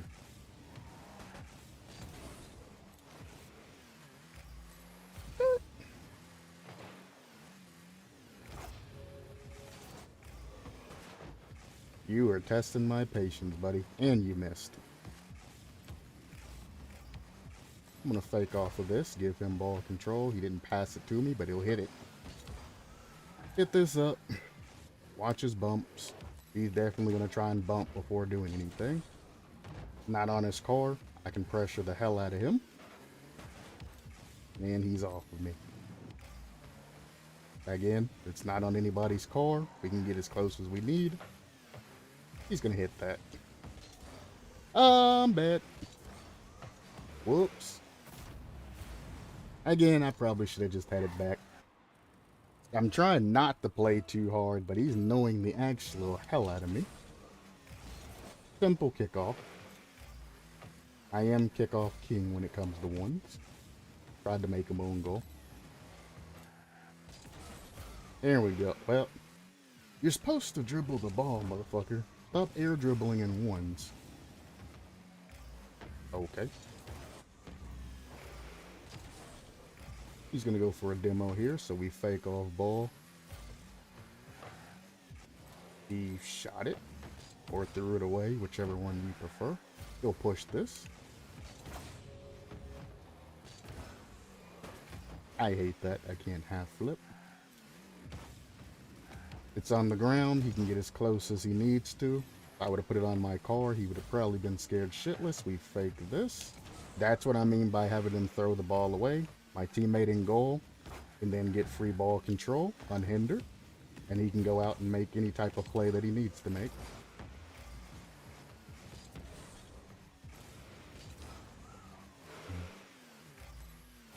Stall. So I'll act like I'm a teammate in the back, can come and challenge this. He's already up the wall. I can't beat him, so we head back. Take our time. Held it down. He challenges that. And he's leaving because he knows he fucked up. We take this down. We curve. We'll take a small shot. Easy to save. He's just going to touch it. Why don't you dribble, boy? Dribble. Dribble. You're driving me fucking insane. Just dribble the fucking ball so I can get one example out of you. Oh my god. Just dribble. That's all I want. Just dribble the fucking ball. And then he leaves.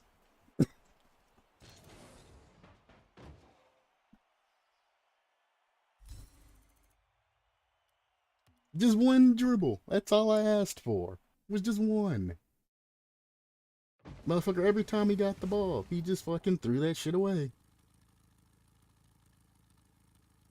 I even gave him space to dribble me, and he just wouldn't do it. I want them to score dribbles so I can give examples, but this motherfuckers won't do it. Grab boost, flip forward again. Simple, basic ones. Demo him, because I guess we're going for the same boost. I'm not going to be a dick and shoot it, though. Now, will you dribble this? I gave you control. There's a dribble. It's not on his car. I can get as close as I want and basically kiss that shit.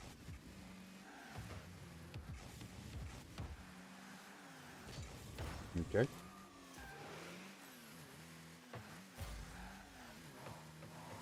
Don't go for ceiling shots and shit in ones. You're a fucking idiot. Don't do that shit. That's free ball control for me and a free goal.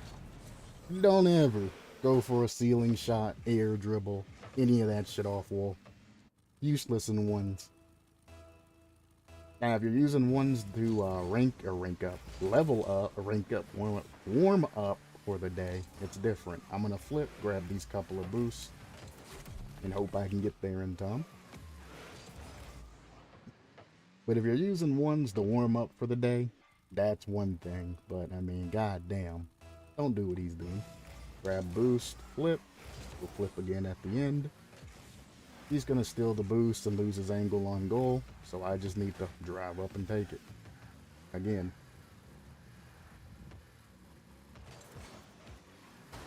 I actually made him backflip there.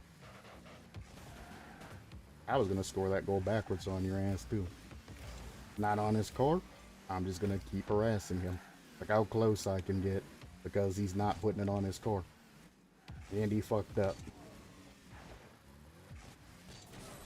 Now, scumbags and ones will definitely go for demos if they feel like they can't get something done. It's not on his car. And take my sweet time. I'm just pressuring it. Pop that over him. He backflips those. He's slow though, so we'll just take it back.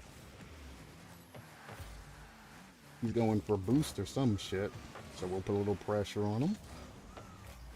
It's up. Let's see what he can do. He goes for another air dribble. I can't believe I've missed that. That was a free goal he just gave me there. That is a free goal. Don't go for those. Don't know how I missed that, but hey, happens. Should have been my goal. Free. He's doing a very slow kickoff. I might start punishing him by doing faster kickoffs. I'm going to force him back by grabbing that boost. I'm going to put car on my head. Didn't mean to flick there. I wanted to take that for an air dribble. It's not on his car. Again, I can harass the absolute shit out of him. That's for trying to demo me earlier. And send it through.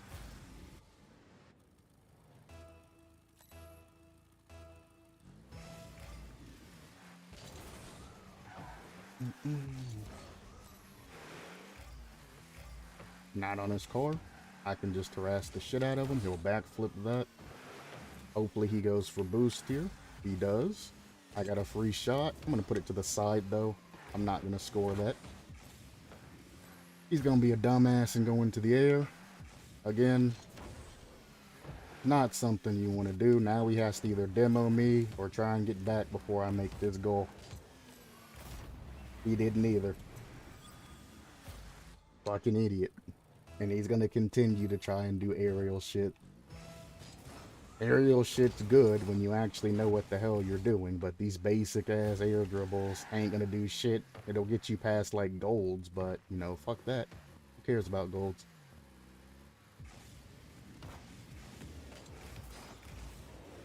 Oink. Not on top of his car. Again, I can just pressure him. And then we shoot. As long as he don't put it on his car, I don't need distance from him. If he ever gets it on his car, then you'll see me back up. This guy is more of a dribbler, but he's not good at dribbling.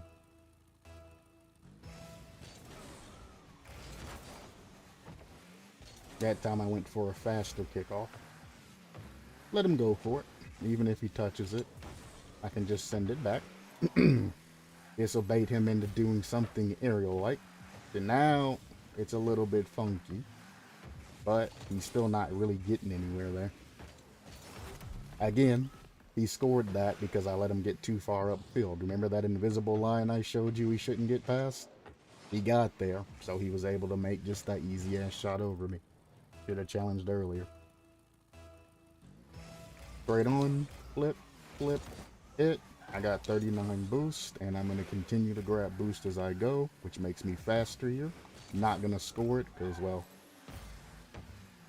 we don't want to pick on low level boost bat. Again, it's not anywhere on his card, so I can harass the absolute shit out of him and everything he does. He's going to try to bait me in. Nice try. I guess our other low level would have went for that. Let him shoot it. Pop it back out. It's another way to frustrate somebody, by the way. If they feel that they can't score, they'll eventually switch to demos. It's not on his card. He's past that dangerous point, so I'll just get close, hug the ball, wait for him to make a mistake, get it away from me. He's going for that boost, so I'll send it all the way back to his side. Grab boost, come back in. Fake this, because he's going to panic. And again, it's not on his card. As long as I don't flip and fully commit, I can always get back to it. Like that. Keep harassing him. He gets it over me. Ooh, nice shot. I should have just kept boosting forward. Once it's over his head like that, that's danger. It is now technically where he can either flick it or do whatever. You gotta leave in situations like that.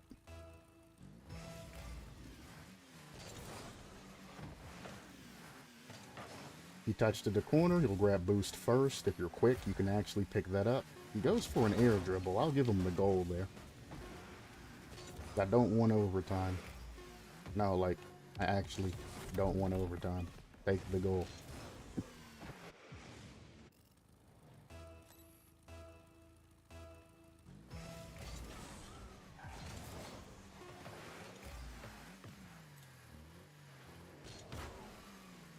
Don't want overtime, dude. You're not understanding.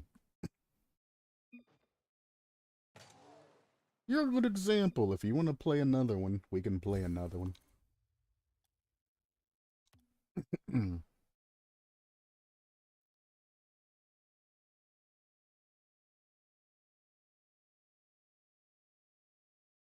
I hope he's not trying to type to me right now and ask me why I scored for him, because I can't see your messages.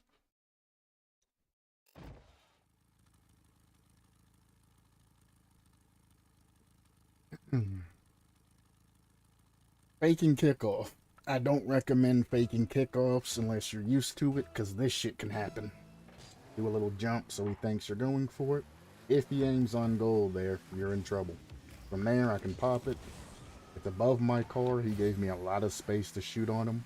It's still far away. He's giving me a lot of space. I'm trying not to punish him too hard. It's not on top of his car. I'll just challenge him here. This is dangerous, so I need to take control because it's in the air. Again, in the air is above his car. And if it's above his car, he can do anything. Air dribble, flick, do whatever.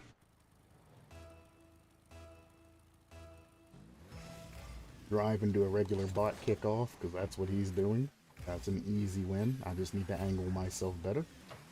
Go in like this, force him to panic. Now he's panicking. It's on his hood, albeit barely. Once it falls, I can come back in and challenge. Harass him, stop it from getting back on his hood. Come in, give it a little toucher, go around. If he gets a poor save here, his ass is mine.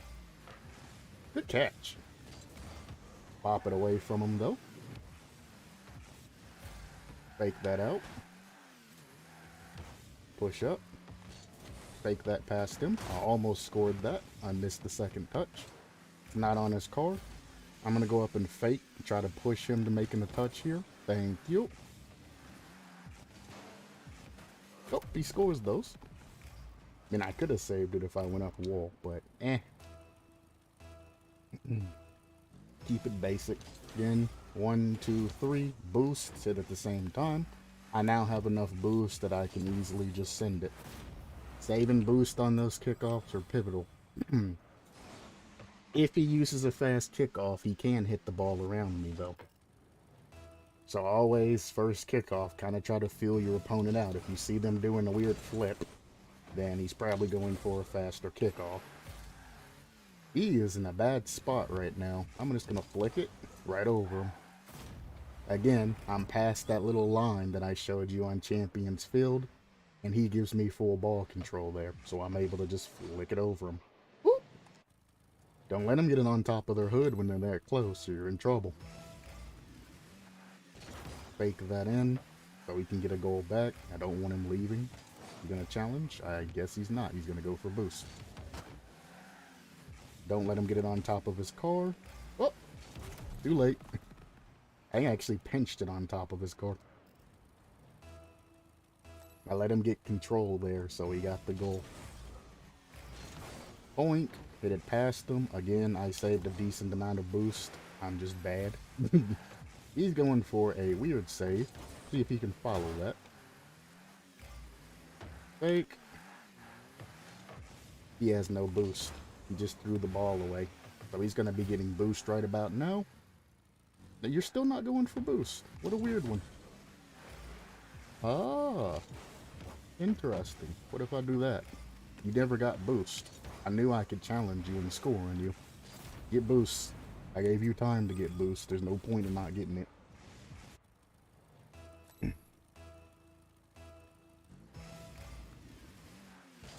Go for a 50 loss. Hopefully he can get a goal here. There's one.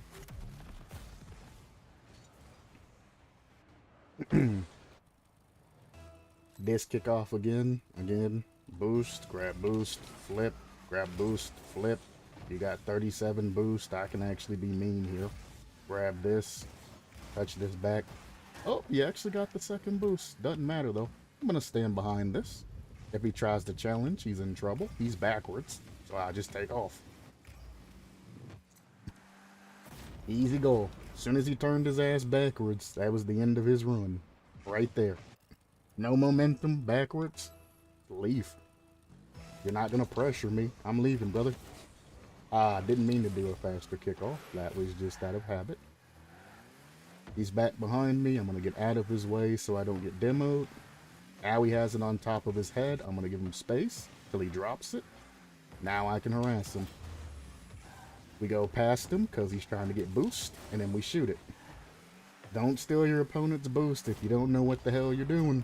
He should have went back and got second boost. Him going to get that boost cost him another goal. And that's the end of that. I won one and lost one, so he shouldn't have lost anything for that. You can go for them boost steals, but you're going to get punished for them if the other person has good boost management. That's one thing is very much needed in ones. But that's a ones rotation of that. I honestly didn't even try that hard. I just took advantage of what he was doing. And I took my time. I kept the game at my pace. I didn't super speed and try to beat him at what he's good at. I used what I was good at. That's pressuring dribbles and things like that. And kept the ball in my control. Now we're going to see the threes variant of that, where I don't have to keep the ball at my pace. The only thing I need to do is make them lose the ball. So here, this guy has a ball. I'm just going to jump at it.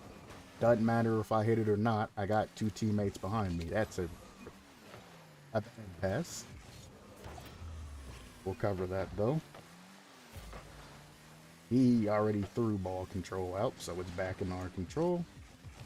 I'll just take this up and keep pressuring it. I'm going to get back behind teammate because he already has one in front of him. That's an interesting thing to have to deal with. Pop that up. That was a very risky challenge for him, by the way. He was their back man. He actually went for that shit. I'm going to go across here. Pick that up. Teammate should pick this up. Beautiful. Ooh, you got a nice little touch there, too. You get one more? Our third teammate should not be here. So now it's backwards rotation. I'm the third man. I need to be very careful about when I challenge.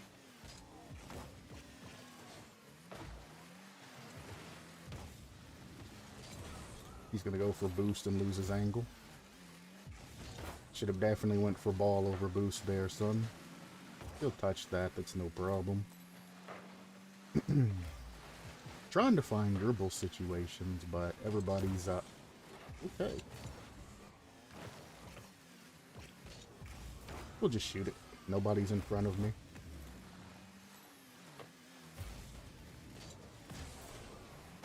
Ooh, safeties. I'm front man here. When this guy gets control of the ball, I just want him to throw it away like that. Once he throws it away, another person can take control of it.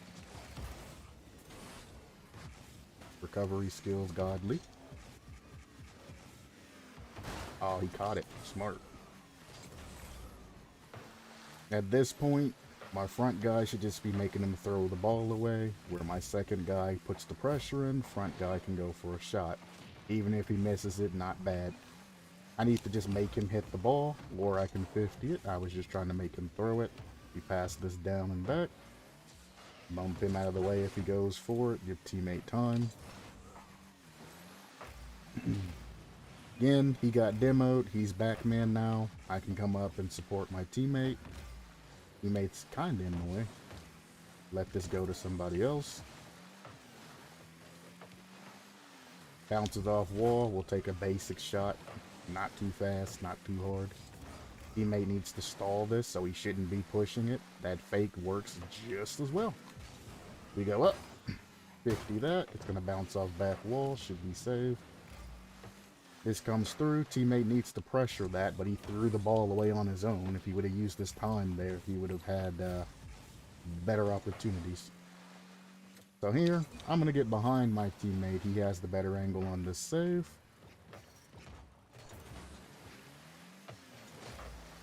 It goes up. I'm going to touch it just down to my teammate. That's not good.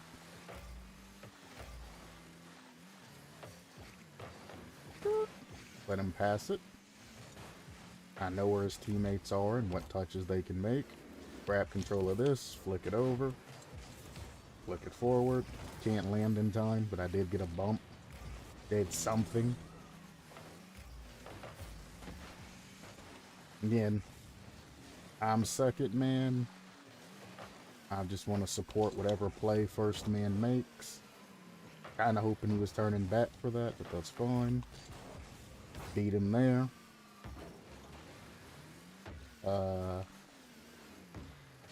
Stall.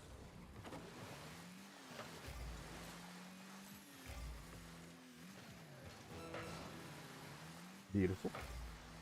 He threw the ball away on his own. I'll just put it down gently. Fake that. Again, there, I just made him throw the ball away to my teammates instead of trying to control it.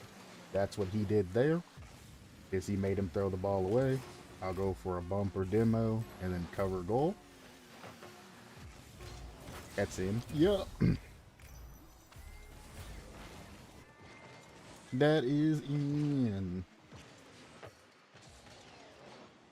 So, what's his name? Dusty? I had the ability to go for that and save it, but for whatever reason, something made him fake, and I don't know why, which made it fall onto me. There you go, take the shot. That's not taking the shot. Actually, that was the other teammate. Why did the third teammate go for that touch off wall? What the hell? If you touch the ball off the corner, who the fuck's gonna score it? Because all of us were in the corner. I passed it up to the teammate that was beside me, who could actually pass that over for the third teammate to score. But the third teammate went for that touch. Again, if you hit it off corner, who's gonna score that shit? None of us. Electric, furry, and water beluga. However, bulge. Huge. I should have scored that. Oh well. Tap it down gently. I'm just gonna make it awkward for them if they want to go for it. Teammate's back. Is it back to that teammate? Will he pass? Nope. He's just gonna chill upfield. That teammate's too close. Uh-huh. Ooh, I didn't get that. Well, I did get the bump, but he still got it. That's a terrible pass. Teammate needs to push up. Now. Now. Before he gets the chance to get that fucking second touch. Bounce off wall. Bump it up. He's now back in my control. I just need to make him throw it away. Back in our control. I can score this, but teammate needs to go for that. You're second, man. I'm back, man. If I go for that, that means our goal is open. We're in danger. He's in a terrible spot. I'm going to put it close to the wall as possible. And he's going to pass it right back to the guy that just tried to score on us the first time. I'm going to shoot this. They're fucking around midfield. We'll see what we can get from it. I'm going to leave. He's the wet worst going to, yeah, do that. He can't score that. One of them need to come back. He's heading back. I just need to make him lose ball control like that. Second man should be going. And that's all I'm basically doing is pressuring, stalling, and then making the guy lose ball control. And if I have an option, setting up a play. Right now, I'm not really focused on setting up plays because that's the content I've been covering the last couple of days that I've been streaming.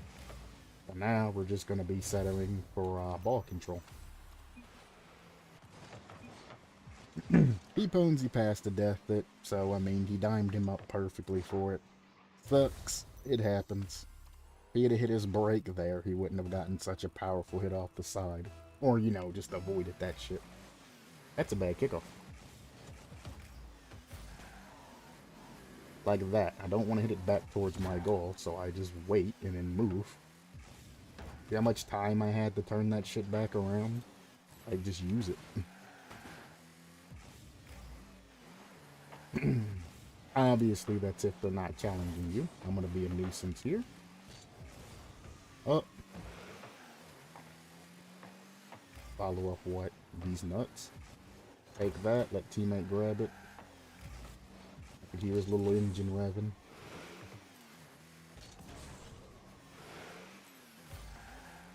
I'm back, man. So I wait and see what happens here. Then I can push up when we have leeway to.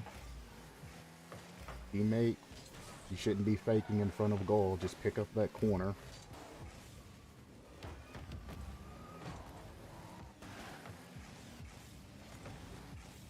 See if I can pass that. Nope.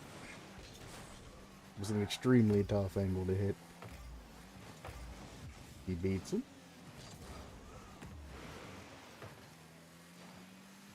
Ah, it's gonna bounce up. Yeah, that's a shame. Ooh, what a shot. Nice touch. Our Batman will have to move up on that. Stop faking in front of goal. What the hell are you doing?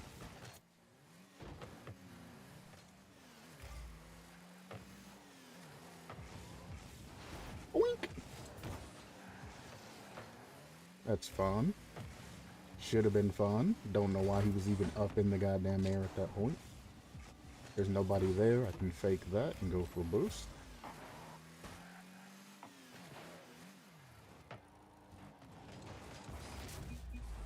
Huh. Interesting.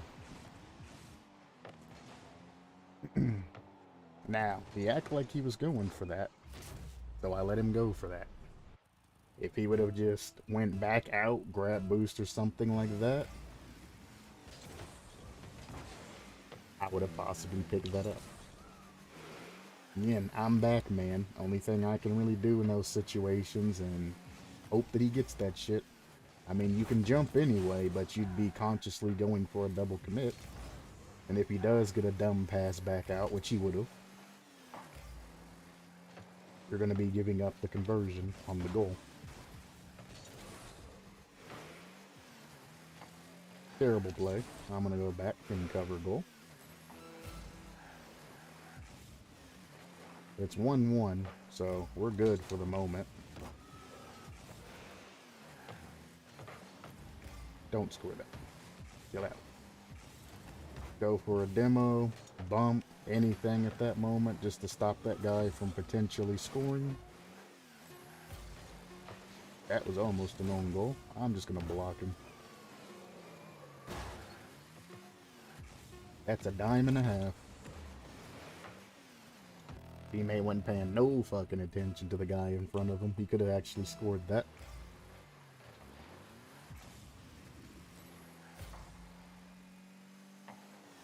I'm back, man. I'll just wait patiently. They're both cutting rotation. That should have been mine to take, but whatever.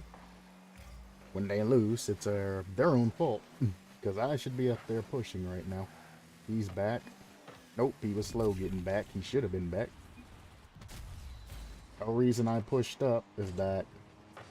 Where'd he go? Well, I can't find his... Oh, because they left.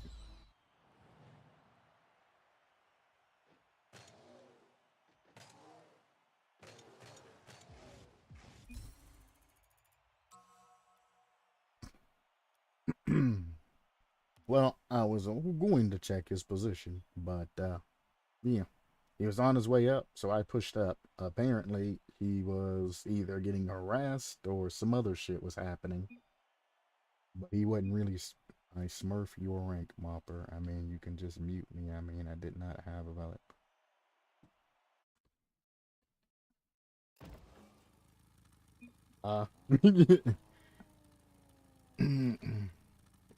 Do I need to back you up, Mopper? Is that what we need to do?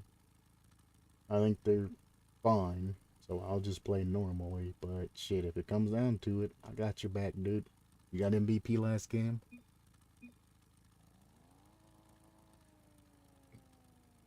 Hey, I smurf above your rank, Mopper. What rank, though?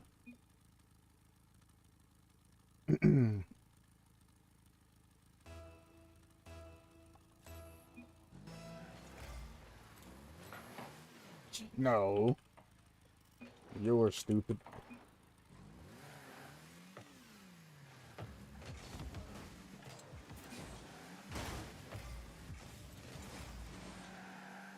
Really is a genius. That'll be cut. I need to get out of the way of that bump. There's terrible rotation. Okay, he's going up. I guess he wants to try hard them or some shit. What are we doing, guy? You better save that.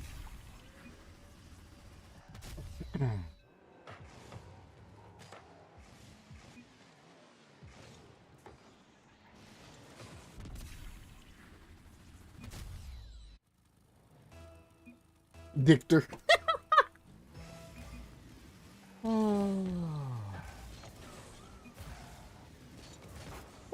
Tracker that bitch.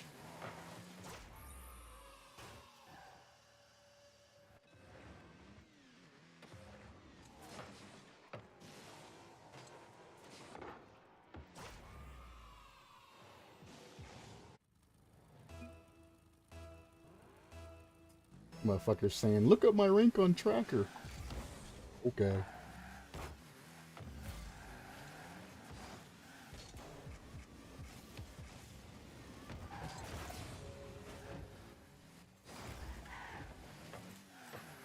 Interesting.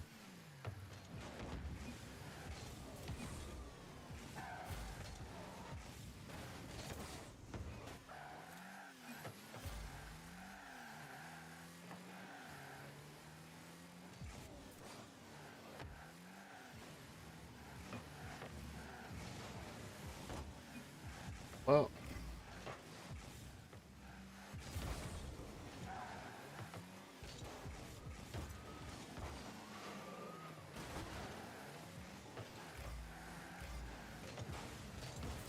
I should have scored that. Whoops. So this has just turned into ball chasing mayhem at this point. So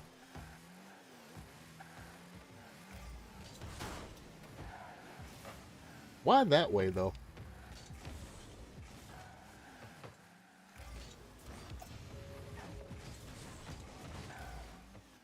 Surprised he didn't score that.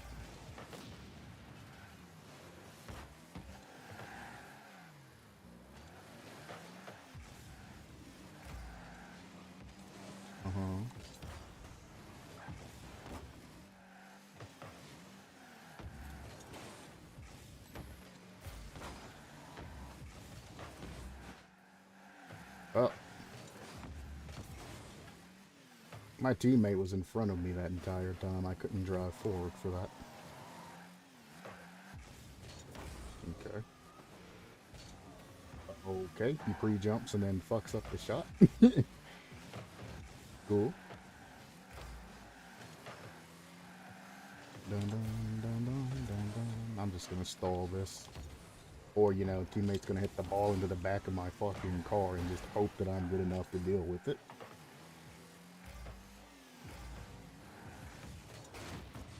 A demo there? Why? Well, I guess that's why. He fell for it.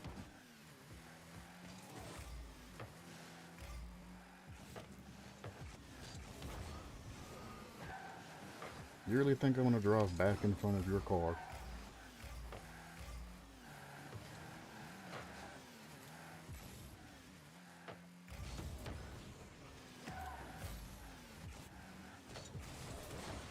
What the fuck happened there? Like, actually.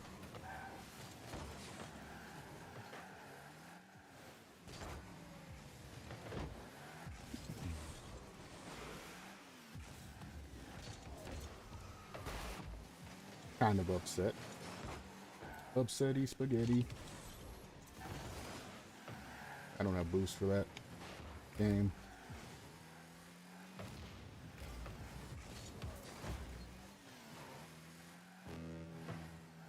What the fuck touch was that? What are we supposed to do with that? Move.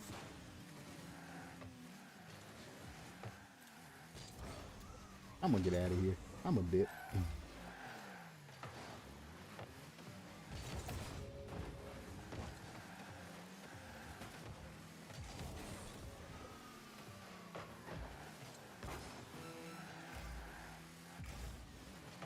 Oh boy.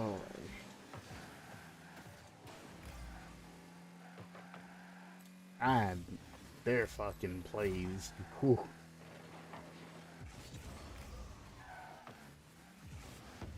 Okay.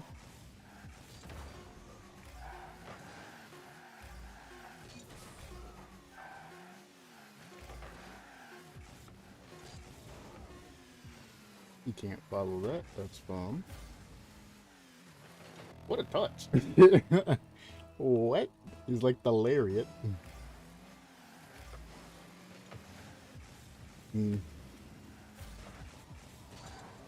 Oh, I missed. How's it feel getting bumped, bitch? Delete you? Out of your fucking shit.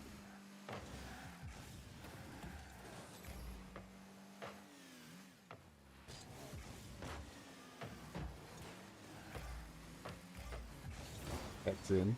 Oh. Dumb touches.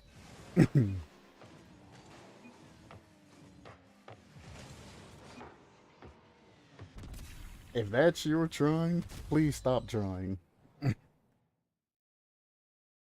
Nah, I don't really care. No problem.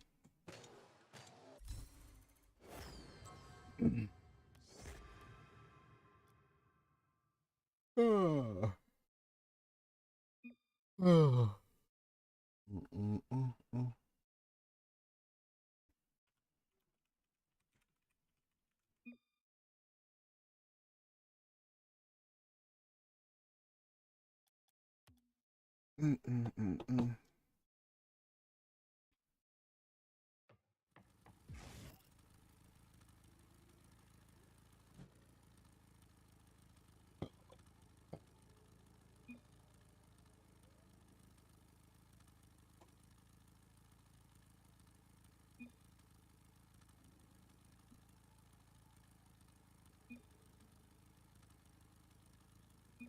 Nah.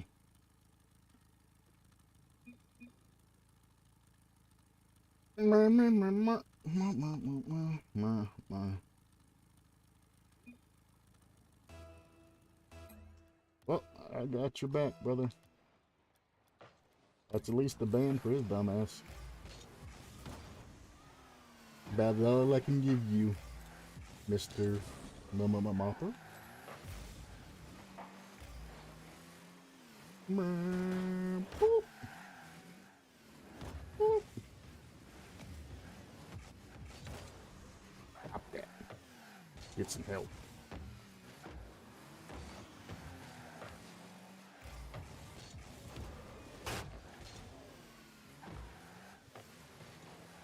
He went so far out of his way to get boosted there. Holy shit.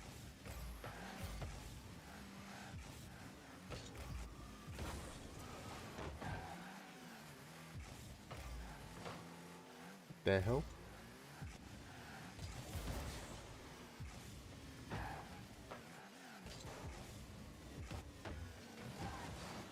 Uh-oh. We got a mistouch. Ooh, good read. I should have just scored it instead of trying to play like them.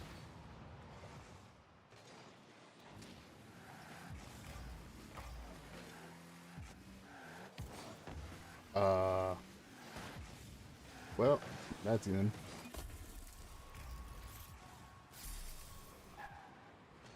Oh, no, that's on me. I did not hear his engine or see him back there. That is an odd place to sit at. Generally, you don't want the ball to just donk off the front of your car. You want to actively be pushing towards it. Okay, that time that's his fault. You shouldn't ever be in a position to where you're waiting on the ball to get to your car. At least not when you're at a position like that. That's just weird positioning. Oh, you just saved his ass. I was gonna get an Arsenal quick reset.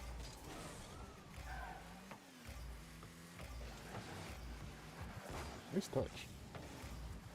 Okay, now you're in the way.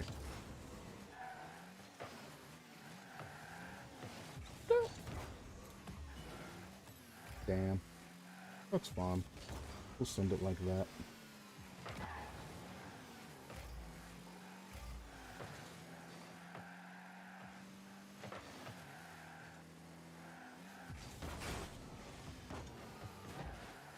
And there it goes. That's a very risky cross. Put this straight down, big bounce, makes it hard for him to get to. Doesn't matter if he takes it, it'll come right back to me. We'll just pop it off the wall and, oh, he faked it. That's disappointing. Ah, good.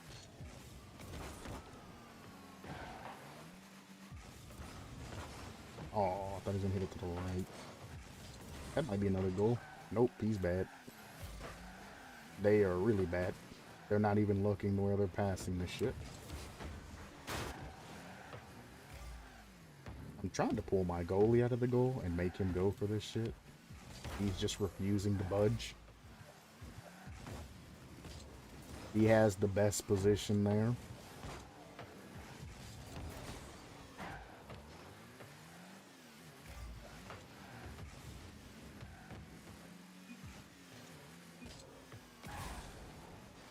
He tried to demo me. How cute.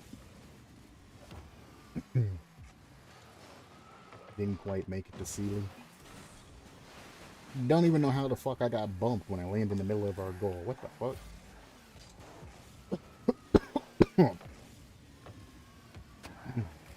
Ooh.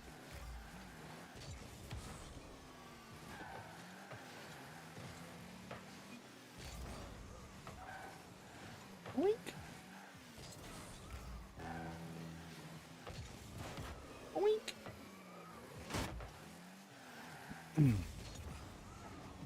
Remember when you demoed me? Goodbye.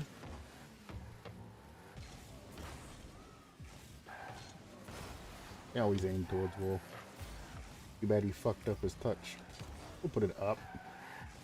I can hit it. Teammate went way too fucking early for that. It's my job to make him lose the ball, not yours, teammate.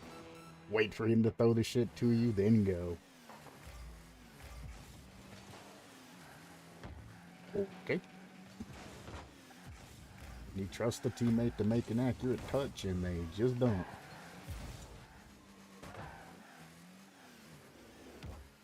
Nobody got to that? Really? How was I the one to catch that? Jesus Christ. Sure, nice shot. You should have been way faster for that, buddy. I'm just there to make sure they don't fucking score that shit on us. You should have been there before it even hit my car.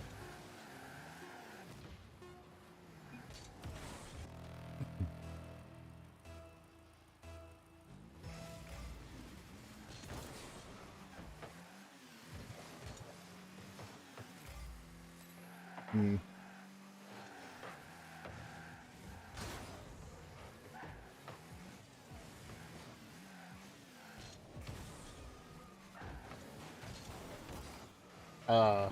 Well, I would have shot it if I knew that shit was gonna happen.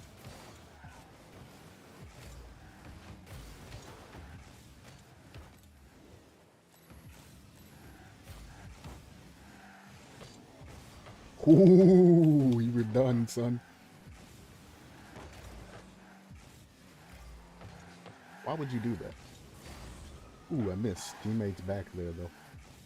That definitely could have just been the end of the game right there. He has no angle to hit it but back to me.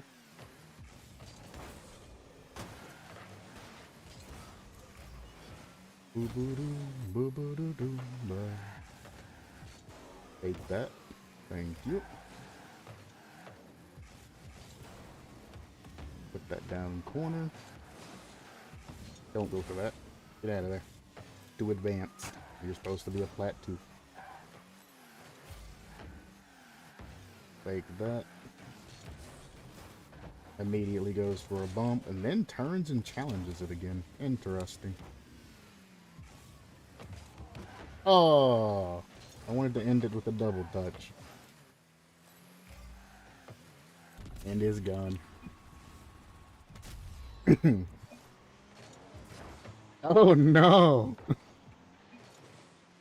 I didn't know that's how it ended. Teammate could have got to that if he'd went towards the goal and not towards the ball, though.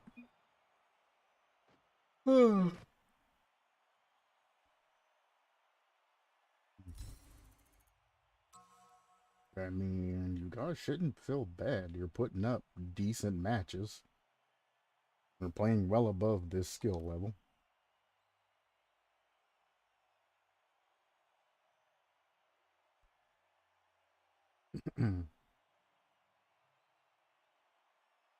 I'm just basically playing now. There's not really a lot that I can commentate on. I mean, they're gonna make mistakes. I only really point out the huge fucking mistakes.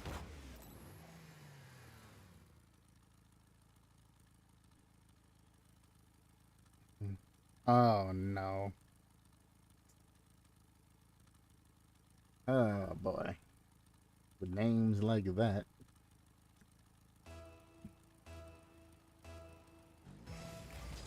I don't know. Nowadays, it's a fad to self-degradate yourself. Oh, these guys are sweaters, huh? Well, okay.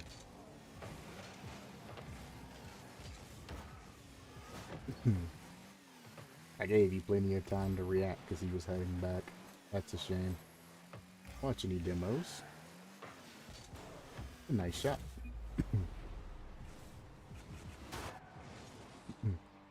I had to avoid said demo.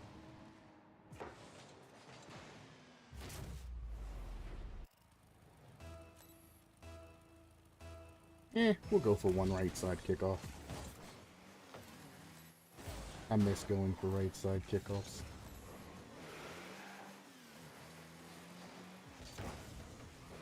If you'd have popped it back to me, though.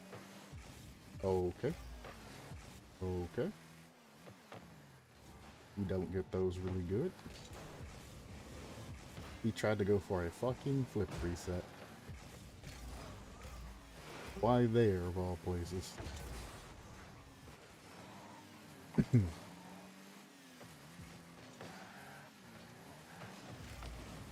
Oh. Nope. Ooh, he got it up the wall before I could get there. Go for that. He ain't got control.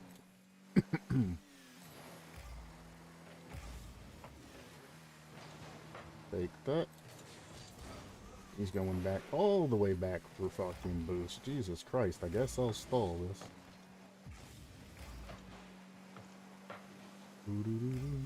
There's a demo coming. Oh, no, it's just a shot.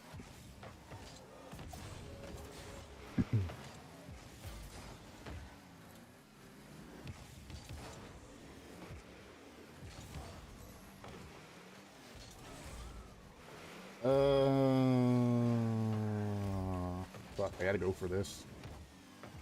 Not in a position where I could save it otherwise. I'm gonna hit it off wall. I know he's behind me, so.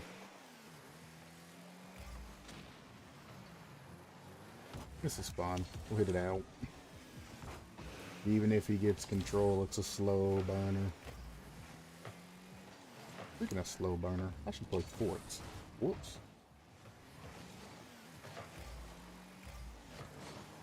Forts is where it's at. Okay. Yep.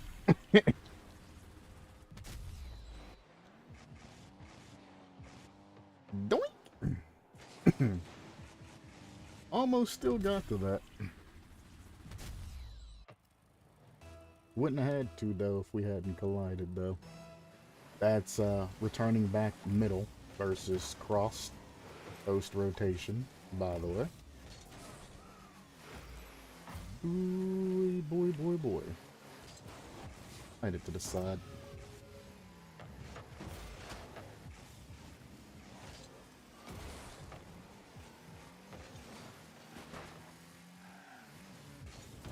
Put it to the left, make it awkward for him to touch. Teammate could not get the ball back to me, though. Hit it up, do something. I'm back, man, so I really can't push this as hard as I would love to. Just pop this down. Let him hit it again, it'll just be a pass to our goal. Cool, I can get boost now.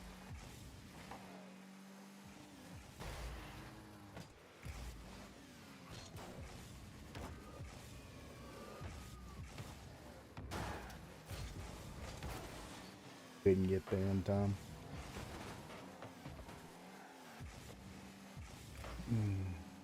The Smurfs and the rank above, whatever the fuck Mopad's name is. Mop, that's what his name. I don't believe that. Even if it's Champ 1, you don't seem like a Champ 1 Smurf. At all. I'm sorry, friend.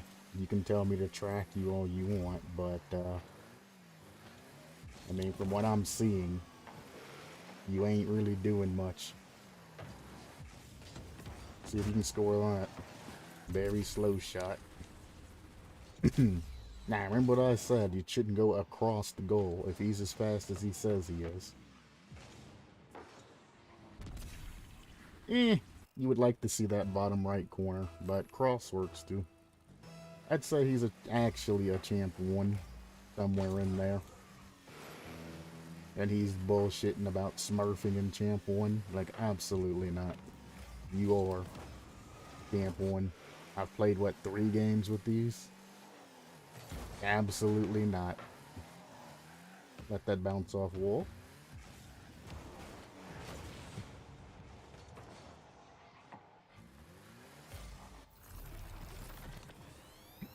I mean, if you would have just in control and not got him with that first touch, you could have just shot it, but nice shot, I guess. You made that really hard on yourself.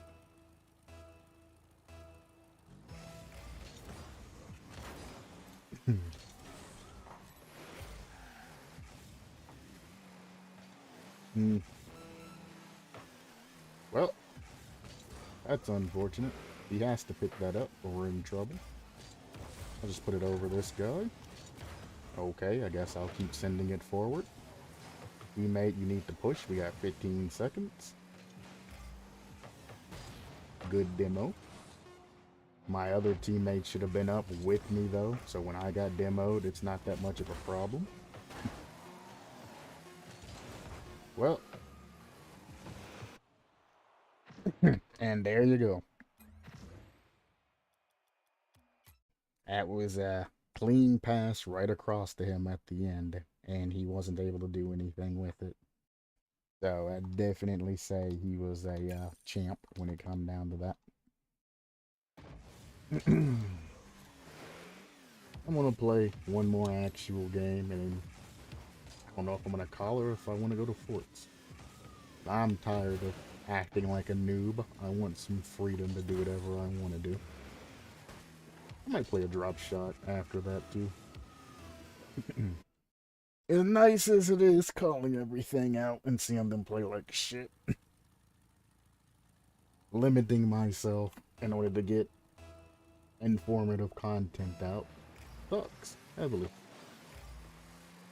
So, I mean, I'm not gonna be doing anything crazy, but you know, I'm not gonna be letting them win 50s and shit and get away with all the dumb shit that they do.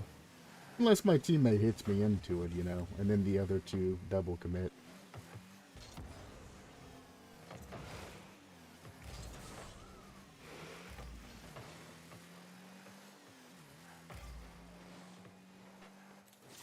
I don't even know how he won that, because he hit the ball away from himself.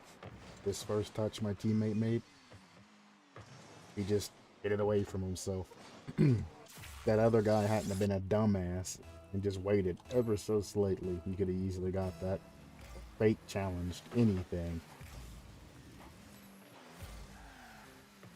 If he was the first man, that would have been a great challenge to make him lose the ball for somebody to pick it up, but it's different when it comes to the back man. That was interesting. After it happened, I actually just stopped. I took my hand off the controller and I just stopped for a second, and I was like, did that really just happen? I actually was just speechless, just looking there. I mean, I was obviously talking, but I was just like, wow, that actually happened. Good pass.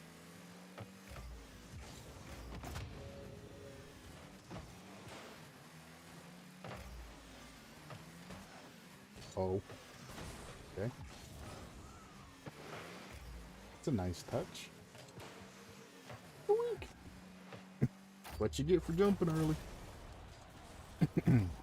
Oh, gotta throw up the what a saves.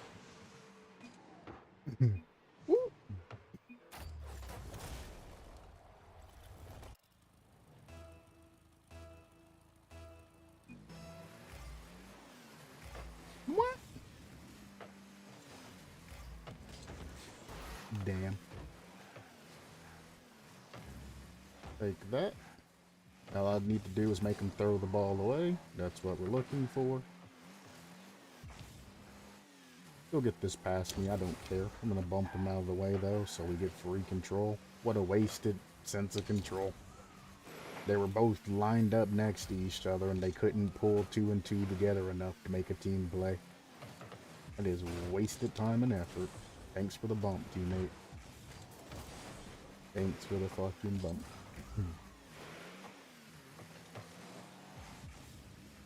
He can't score it because he hit it away from himself.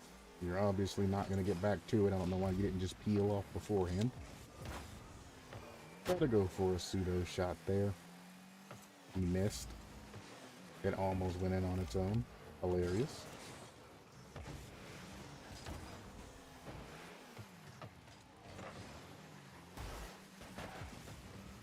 Really now? How rude.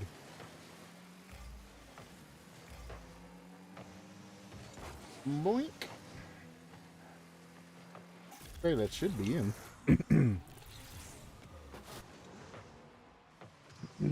He hit perfect corner there.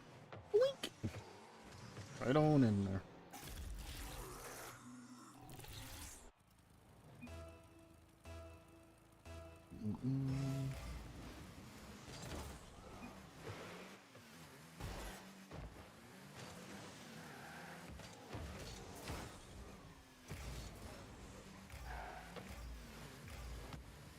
Oh, that was a bot. I was like, why are you passing it like directly to goal? That's all. Well, okay, bot. You goddamn. Bot wants a piece of that fucking action. Can you get it, Bot? Fuck it, don't let me stop you. That's embarrassing.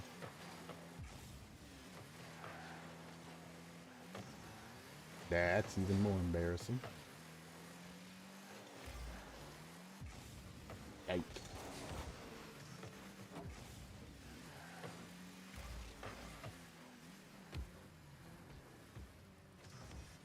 If you want it, take it.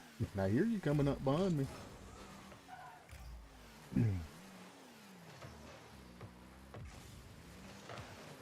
I don't know what's actually happening.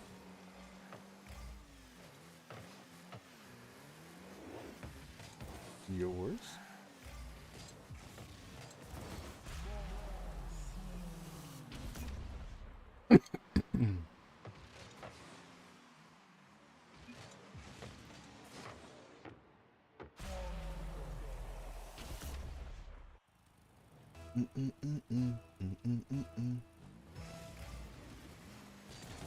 Oink.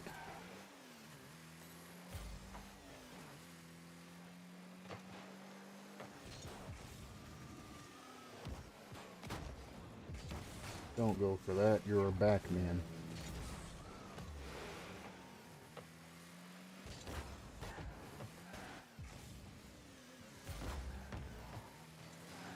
Well, I guess I'll delete him.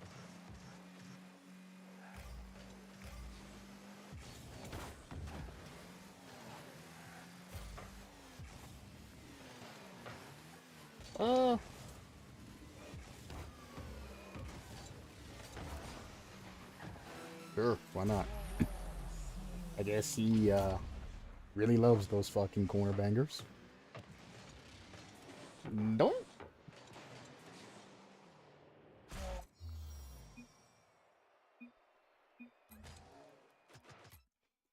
Alrighty then. Well, yeah, I played drop shot on this account the other day. Alright, I had to get used to the goddamn game again. Everything's been moving so slow. Now we're aiming for the floor, not necessarily the goal. So it really just comes down to the kind of touches you can get. I feel very slow right now.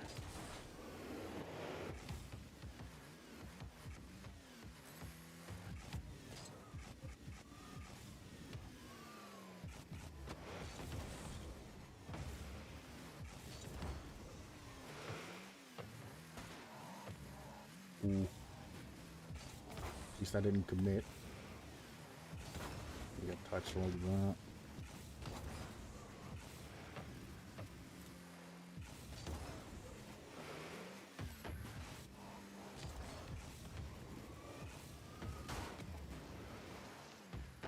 Glad I actually missed that, because I'm not supposed to be aiming for goals.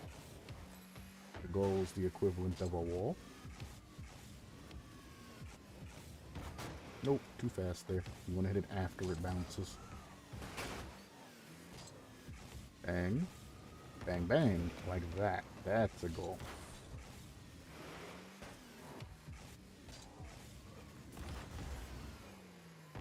Yeah. That's what we want to see. Consecutive touches. No! And now I'm not going to find a fucking drop shot match. Come on, give me one game of fucking drop shot.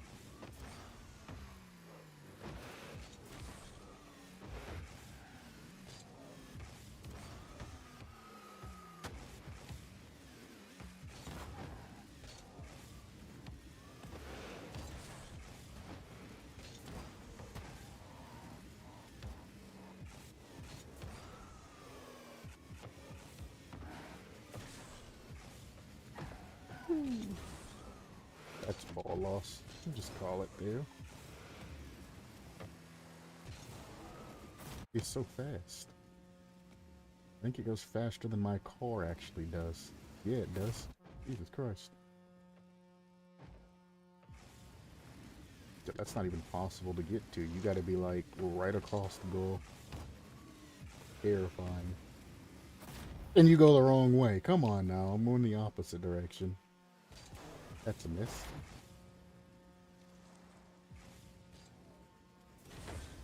That is a barely a save.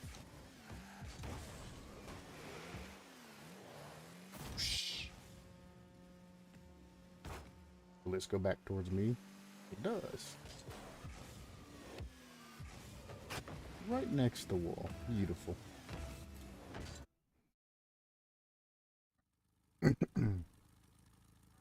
Alright. Well, we're probably going to lose this. GCs are inherently bad at drop shot, and it's a two-man team. But no, not only are they going to play bad, they're going to blame me for their bad plays.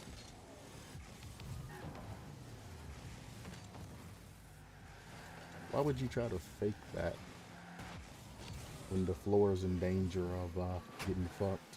I ain't covering you for that. Let your teammate cover that.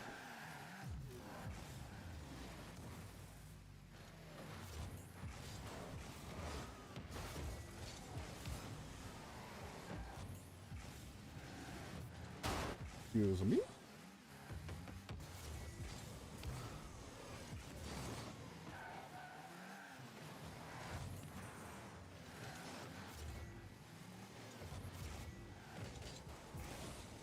Well,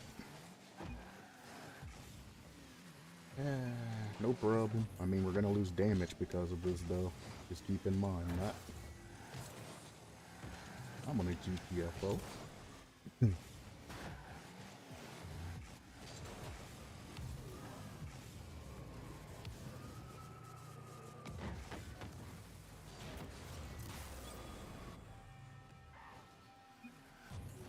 That demo was disgusting.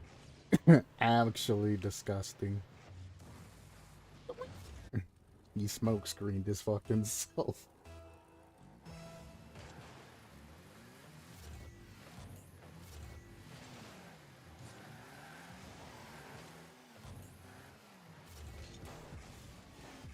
Okay.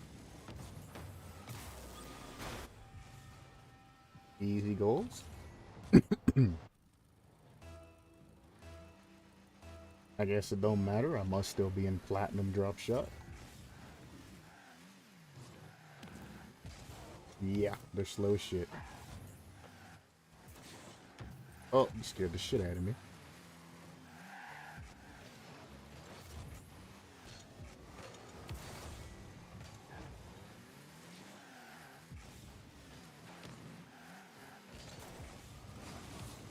Nice touch. You should be able to finish that too. I'm bad.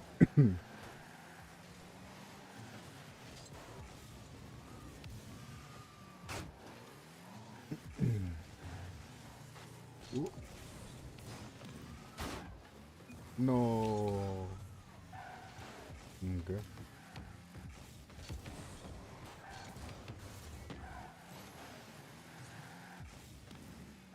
You'll get that. Doesn't matter though. God damn.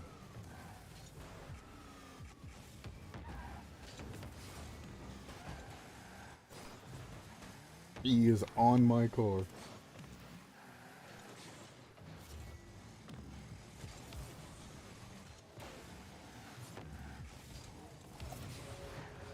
Quit panicking, guy. That's the GC too that's panicking. Weird.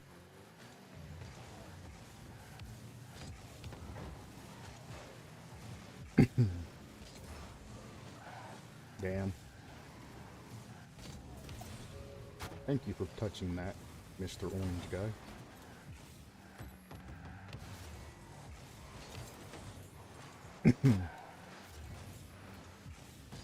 Oh, that fugly ass bounce.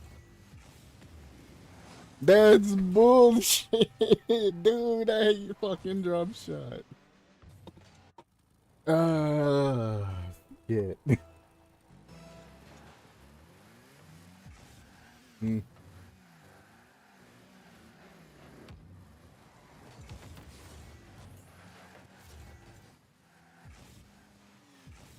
Okay.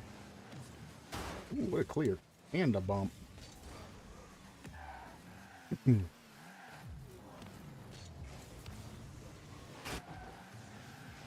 They have no control. Whoever just bumped me, good job. Literally Goomba'd the shit out of me.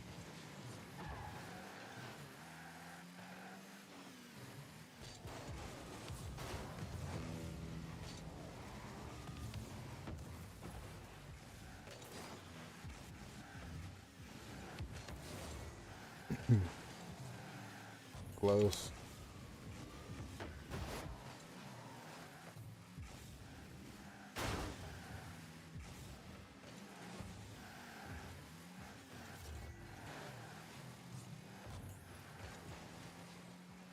Do-do-do-do-do-do-do. I thought he was about to own goal. Yep. There it goes. Oh, I knew that shit was coming.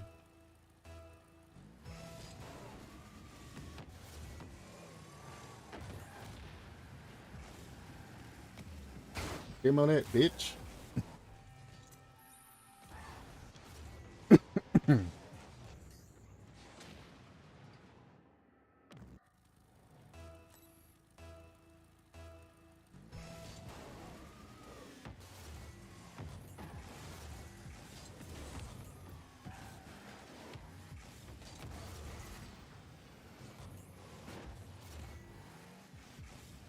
That's dangerous. Nice touch.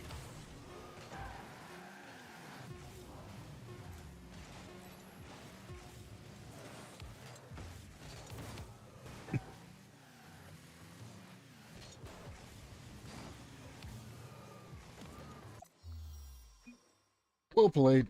Even though it really wasn't. I'll give it to you. I'll give it to you. I didn't see the check what the rank is. It's probably like Diamond 1 or Diamond 2 or some shit. It's very low.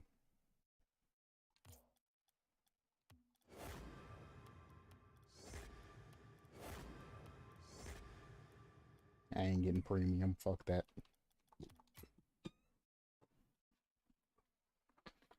It's only been 3 hours. I feel like I've been playing this shit all day. Probably because the games have been slow. Do I feel like playing forts? Not really. Do I feel like playing any of this? Not really. I would love to play Phoenix Point, which is made by the creators of XCOM. But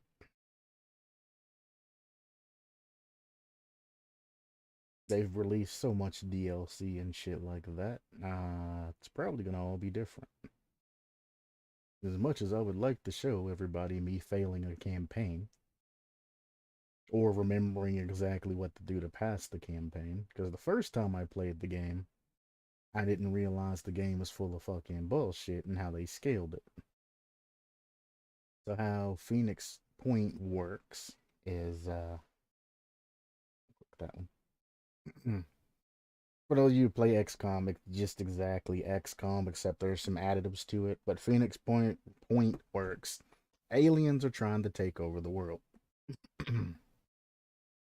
And it's your job to, well, not let that happen. Get out of here. No copyright. Let's see. Phoenix Point. Let's see if I can find their website. Made by Xala. This'll work. This is something that I can show and ain't gotta worry about it. I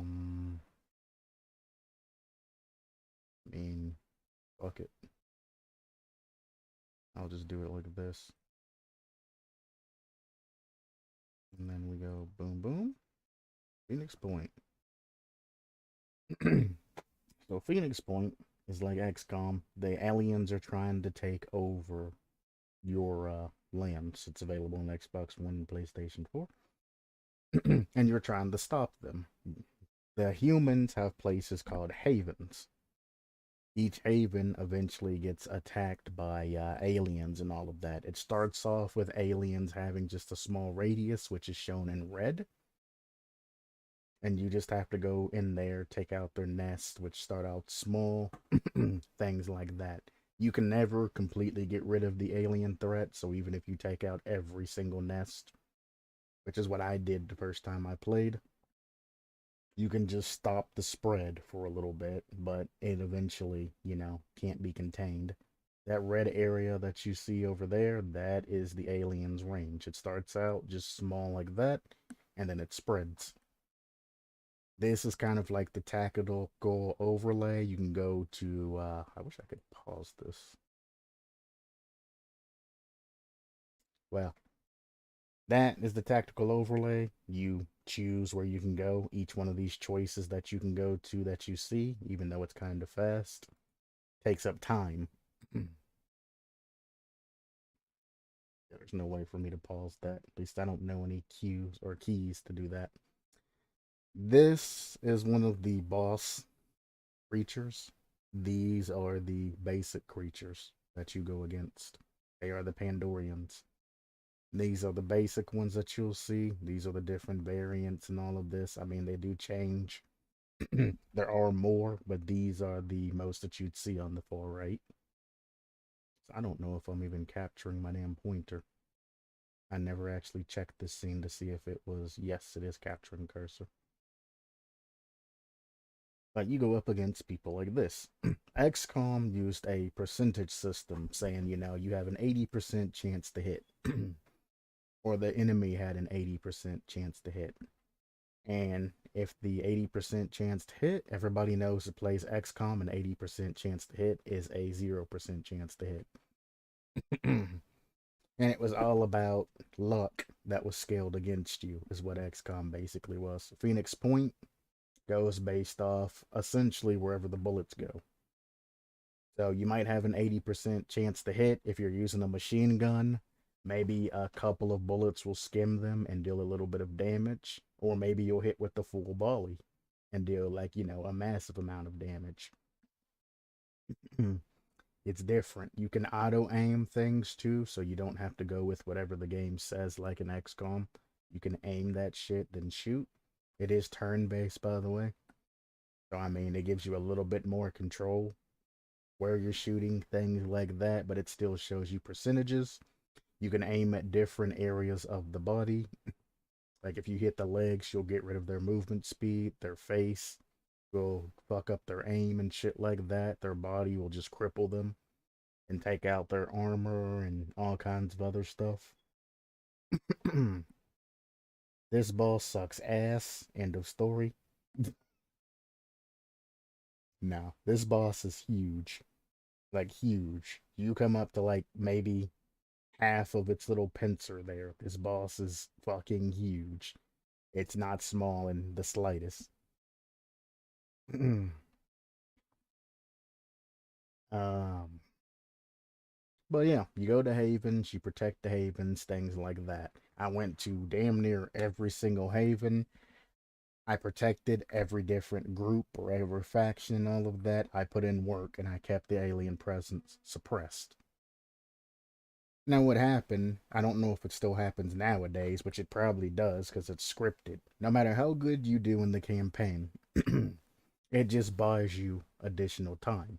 The failure of this particular campaign is if you lose 90% of all havens. As soon as 90% goes down, you automatically fail the campaign. Me, I kept this shit all the way suppressed. I saved every haven, did everything that, I was supposed to do. Thing about it is, you're not supposed to do that. It's not designed for you to be a perfectionist and win every battle and things like that. While I was fighting battles and shit, I wasn't, I was improving my reputations with other factions. I was trying to, unlock, better blueprints, better equipment, shit like that. This game, in order to completely, successfully do it, unless you're playing on like the easiest of easy modes, I wasn't playing. There's like easy, normal, veteran, and then there's Iron Man. Everybody knows Iron Man, you die, you're gone. I was playing on the above normal for the veteran soldiers, the people that have played XCOM and all that before. But towards the end of the game, the attacks speed up and you're getting attacked like every fucking day. And I was like, how are we losing and everything just going down all the hell when I've kept the aliens suppressed the entirety of the game? How is this happening? Well, it's scripted because it's the end of the game. Aliens just start attacking, all of their circles and shit expand basically the entire world, and haven after haven after haven goes down. There's just not enough people and ships and all of that to save everybody. Me trying to be your perfectionist and all of that and do everything, for the Phoenix faction, which is this your starting faction. Ended up losing the campaign because I tried to help everybody. The win is to get 100% with any of the factions, even including your own, and then you win by 100%ing it and completing their final research project.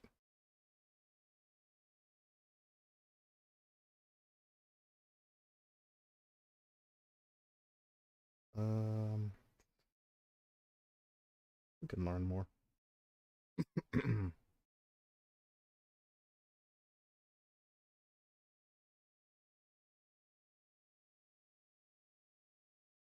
Hopefully, this ain't heavy spoilers, but it probably is. So, if you do play Phoenix Point, which I do recommend, just keep in mind you can't help everybody. Pick a faction that you like, lean in heavily to it, speed run your ass towards the end of the fucking game, and beat that shit. You ain't really got a lot of time, or at least as much time as you think you do, to get everything done. Now, when the DLCs and shit came out, that takes up, more of that particular time that you have. You don't have a lot of time. I think it's like an equivalent of like a year or some shit.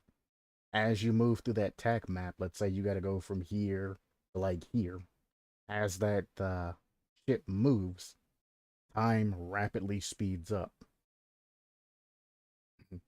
So when you're doing research and stuff like that in between movements and all of that, you need to pause the game, go in, micromanage your base, your research, shit like that, and then go back to the tac map to advance time. Time, just for the sake of making it easy, time does not move while you're in a mission. Or at least it goes extremely fucking slow. Like slow, slow. Like almost real life slow. Now, I have spent 45 to an hour on particular missions in this game because they're just that fucking hard. I mean, you can, as long as you're not doing Iron Man, you can save, reload, do whatever you need to do, just in case you do get a squad wipe or something happens, like an enemy gets stuck outside the fucking map. This is back when it was basically in beta before it released.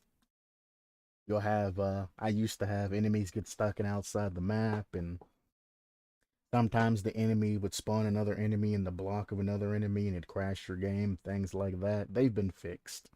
So there's no more like huge bugs anymore, thanks to the playtesters and the supporters. It's you see, it's turn-based, squad-based battles. You control everybody on your particular squad, and then the enemy, however many of them go, take their turn. Just because you wipe enemies on the screen doesn't mean that it's over unless elimination is your objective. They can receive reinforcements and things like that, so be careful about how you go in. Um, you got vehicles that you can use. This is essentially, I mean, this is the game. This is footage from the game. It looks real nice. Now, keep in mind that everything you're seeing 720p. So, kind of picture this, but in, upgraded graphics. I mean, it looks good in 720 probably. I mean, my computer Screens 1080p, at least the one that I'm on right now, and the game looks gorgeous. Again, the geoscape, you just go back and forth between things. There's question marks. Once you get to a question mark, it shows what it is, unless you build a radar station. Again, that's a boss. Fuck that boss. Customization wise, this is some of the armors that you can make. It's actually different factions armors. You can also experiment with your soldiers as well. I'm going to leave it at that unless this kind of ruins it. But you can experiment with your soldiers. As it says, a vast array of weapons and equipment. You have, well, in this game, it's sort of different. You can basically give any soldier any particular weapon. However, their specialty weapon, they will get bonuses with. Me, for example, I really love the sniper class, so I just gave everybody a fucking sniper. The snipers were, well, my elite snipers were pinpoint fucking accurate, like fucking rarely missing. Where I had like the machine gun guy, I gave a sniper. He only had about like a 60% accuracy rating at the start. They have things that you can research and change to give the people that aren't good with snipers better, things. You have weapon attachments that help, etc., etc. Again, there's some experimentation that you can do with your soldiers to make them better. So, there is ways. I don't recommend giving your heavy machine gunner a fucking sniper rifle, though. I'd recommend just training more people to become snipers. But I mean, if you do the correct research, just like in XCOM, spoilers if you've never played XCOM, you can train your soldiers, and once they get to a high enough level, you can dual class them. So you can have like a grenadier and a sniper as a secondary. Helps a little bit. Everything, unless it's like a base towel in Phoenix Point, is destructible. Now, there are some things, like it says, everything is potentially destructible. There are some things, obviously, that aren't destructible. If they were destructible, it would literally ruin the goddamn game. So some things can't be blown up. Like when you're inside of your bases and all of that, the starting walls and all that shit that you get, most of them at the beginning, the starting walls, can't be blown up. Because obviously you're inside of your base, and if your base goes boom, there's issues. Now they can fuck up your base. Keep that in mind. They can fuck that shit up and make you spend resources to rebuild that shit. But your starting walls where they enter in and shit can't be blown up. But as you see here, this whole fucking building was able to be blown up. As you shoot your grenade launchers, machine guns, snipers, things like that, and your equipment gets stronger, you'll be dealing more damage to things and you'll be able to blow more things up. So you got an enemy in the tower, maybe you're not able to really effectively get to him, blow the whole fucking tower up and drop his ass to the fucking ground, and then shoot him to fuck up. This is what makes this game fun, because literally, potentially everything's destructive. The only negative about that, this motherfucker right here. When I say this motherfucker's tall, he's about the size of some of the buildings in the game. This motherfucker right here will fucking destroy you if you don't know how to handle him right. It is a terrifying boss battle the first time you run into him. I'll just leave that at that.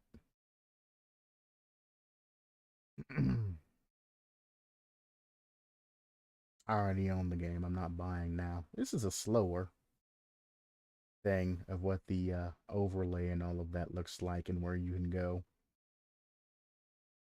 When you first start out, you'll have a circle around your tower or around your plane, it'll be white, I think it is. It shows you how far you can get on gas. You have to go to specific gas points. Some havens have gas, some you can build gas places and all of that. And that's how you expand.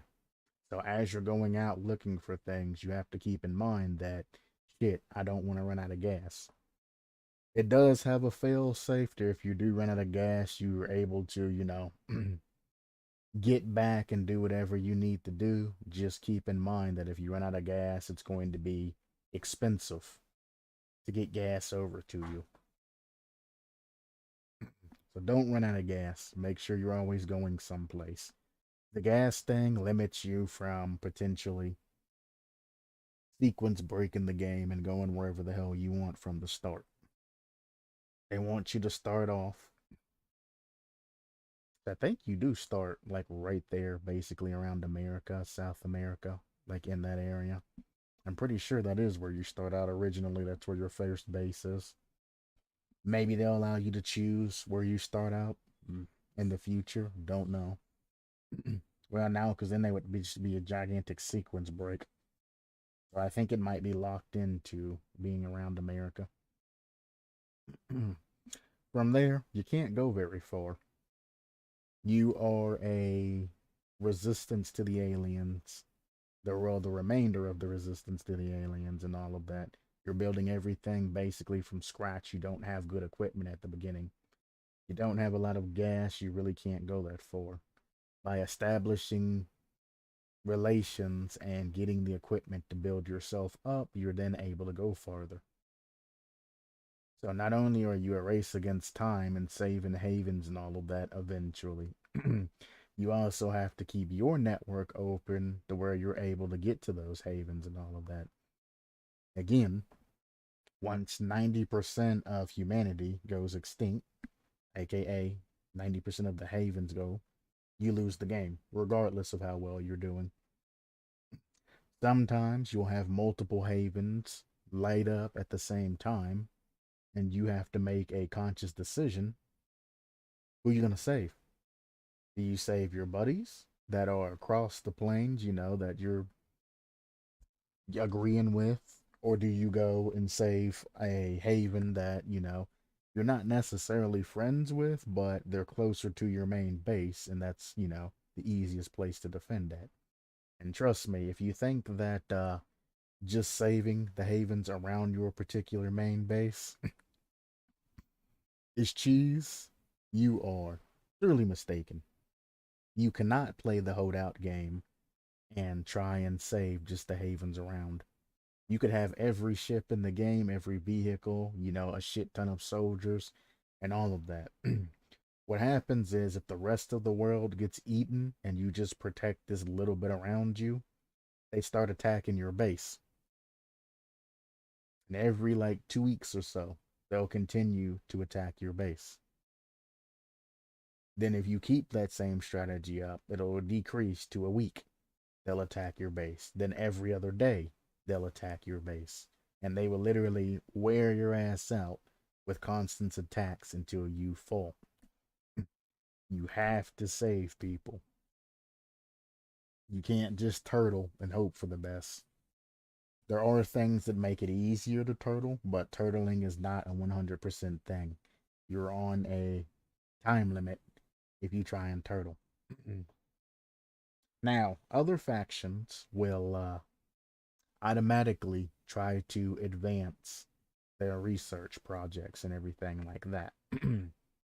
They will do it automatically and it happens over time. Only difference is if you're not directly helping them, the research will be slow. And when I say slow, I mean slow. You can let a faction spend 30 days completing, let's say, basic armor, or you can give them resources and they'll complete the shit in 2 days. Waiting 30 days for a basic armor upgrade, then 30 days for a weapon upgrade, and 30 more days, sometimes 60 days, sometimes 6 months for something basic sucks. So you have to get out there and keep yourself afloat because every soldier you have costs food. Every time you leave costs money, things like that. Everything that you do will cost you something. Mm. So it's very,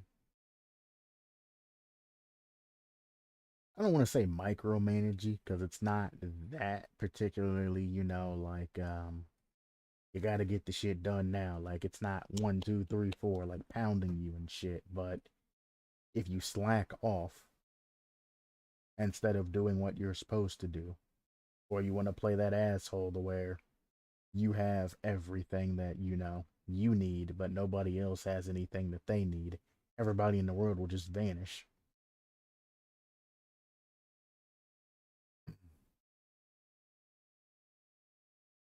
At the end of that, yeah. Now, the thing that really brings you into this game, especially if you played the previous XCOM. I mean, this is a huge upgrade to previous versions of XCOM. But the thing that really brings you in is, or that can ruin your experiences, you get these connections with your soldiers. Like any other game, as your soldiers perform well, they rank up. As they rank up, they learn new skills and they become better with your weapons or with their weapons. I mean, you build them, so I guess they're your weapons too. You then from there can turn, a small squad into a big squad. I think you can have a maximum of 8 people in one squad or something crazy like that. It's either 6 or 8 people. I think it's 8 people per one squad. If you have a vehicle in that squad, I think the vehicle, depending on the vehicle, takes anywhere from 2 to 4 slots. So if you have like a big vehicle, a big tanky boy, you can only have 4 people in that squad. Now you can send as many squads as you want to a particular mission, but there is a limit to how much you can use in one mission because, well, I mean, it'd be kind of bullshit if you had like 24 people and you sent 24 people in for a kind of hard mission. They want to give you some challenge.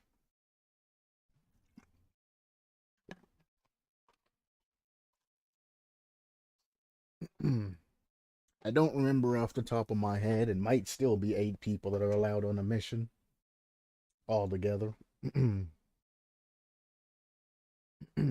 But I think that is different. Generally, towards the beginning, you don't need that. Towards the kind of middle to end, I mean, I've never really went over like I tried to keep like 4 mans like XCOM, but depending on what the mission is, sometimes I go a little bit heavier. Like if there's like a hostage rescue mission like XCOM used to have, or something like that. Sometimes I'll send in an extra person to go and grab while everybody else covers. But I mean, I try to keep it 4, 5 people tops, but some missions you generally want like 8. Now, when it comes to your bases, you can have, well, I think you make cruise quarters, and cruise quarters, they allow you, X amount of maximum soldiers.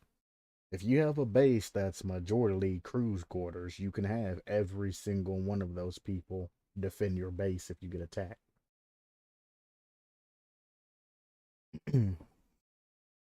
So, worst case scenario, if you get to the end and the aliens are just fucking pounding you nonstop, you can delete a couple of rooms and change them to cruise quarters, train up more crew, and have like a 10-man crew, defending your base and then trying to make the final push towards the end while trying to keep, your haven and a little bit around you alive towards the end of the game.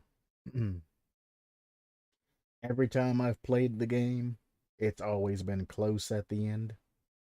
So it's definitely due to scale.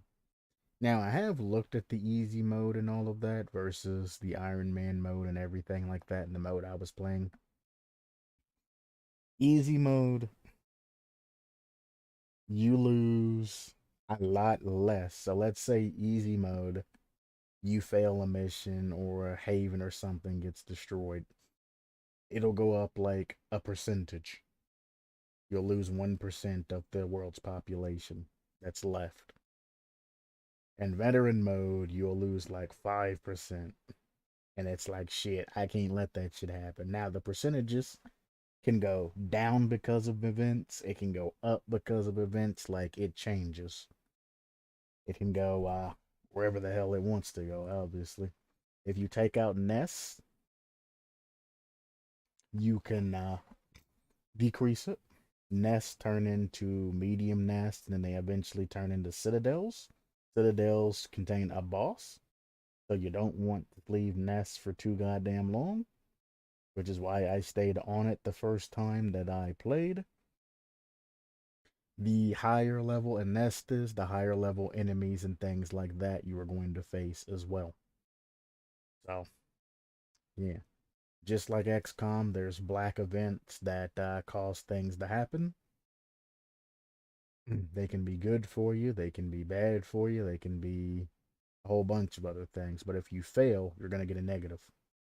Or if you just elect to not take it. Now, generally, you have a choice of three things, but each comes with a consequence. So don't be surprised if you get a particular event and all three of them, especially towards the end, are just fucking negative, and you just have to take the one that's least negative towards you.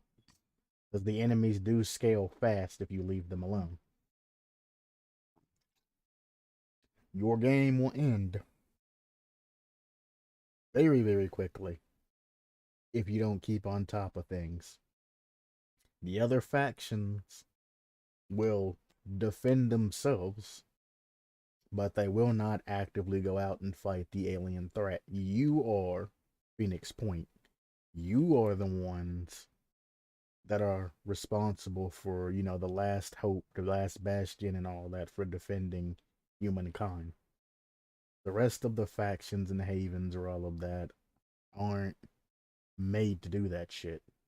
They will not assist you or anything like that in obtaining or taking out nests. Now, you can recruit people from different factions if that's, if you're friendly with them. However, they're not going to help you fight just right off. If there's a nest beside them, they'll just stay there fighting off the attacks till they die. They're not going to hop in that. Each time a haven gets attacked, they get weaker. Each haven, I mean, you can look at their stats and see how strong they are, etc., etc., things like that. But each time they get attacked, that number drops and drops and drops and drops until they die. If they're a nice and strong haven, they can defend off quite a few attacks. Generally near their main base and everything like that, because there's multiple havens of different fractions. The ones that are actually at their main base are generally stronger. The ones that are across the world are generally not as strong. They fall quickly. You do have the ability to set up multiple bases. So if you see an area that's weak, you might want to set up a base there and set up a crew that can defend that area. If not, don't be surprised if half the world gets claimed before you're able to make any good progress. That's what makes the game so thrilling, is you have to keep up with everything.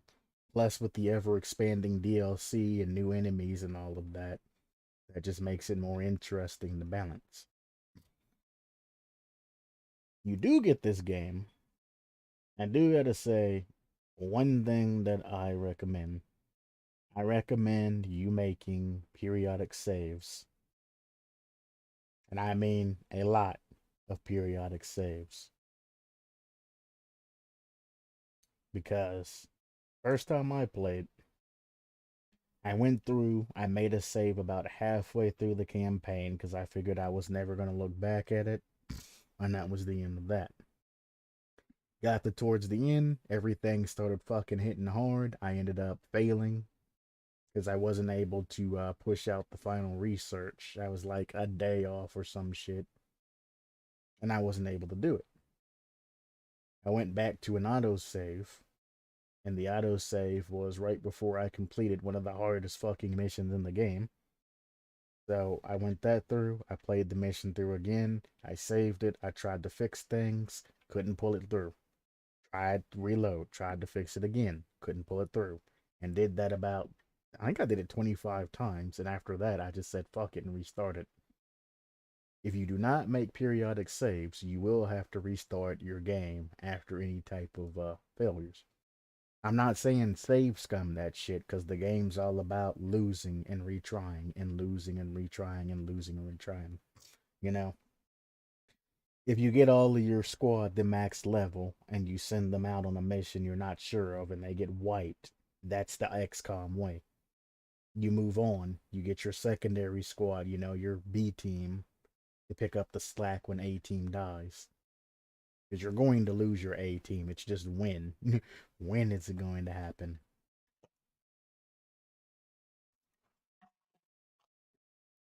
Um, and if you're new, you're going to lose A, B, C, and D team. While you should be forever expanding, forever getting troops and recruitments and getting supplies and things needed and making relations so you can continue to push back. I got good enough to where I just had an A team and a B team that I sent out in two separate ships. A team was all soldiers, B team were soldiers in a vehicle. C team went out whenever I needed, or when A and B were busy and something happened. I left C team for emergencies. They were also the primary team responsible for defending bases. And then I left a D team right in between two other bases in a base. So D team covered three bases as almost reinforcements. C team stayed specifically in one area, the main base and all of that, just in case, because you do get attacked at your main base periodically and your other bases. But they stayed there for defense on that. C team also covered, again, anything that A and B team couldn't do. A team stayed on one side of the world, B team stayed on the other side of the world. And that's kind of how my setup was. Four squads all had 8 members except for B squad, which had a vehicle in it. And that's how I kinda ran everything. And it was the most effective that I found. Yes, I would have loved a lot more soldiers because I still suffered quite a few casualties, but I also was actively recruiting back at the main base and side bases and shit.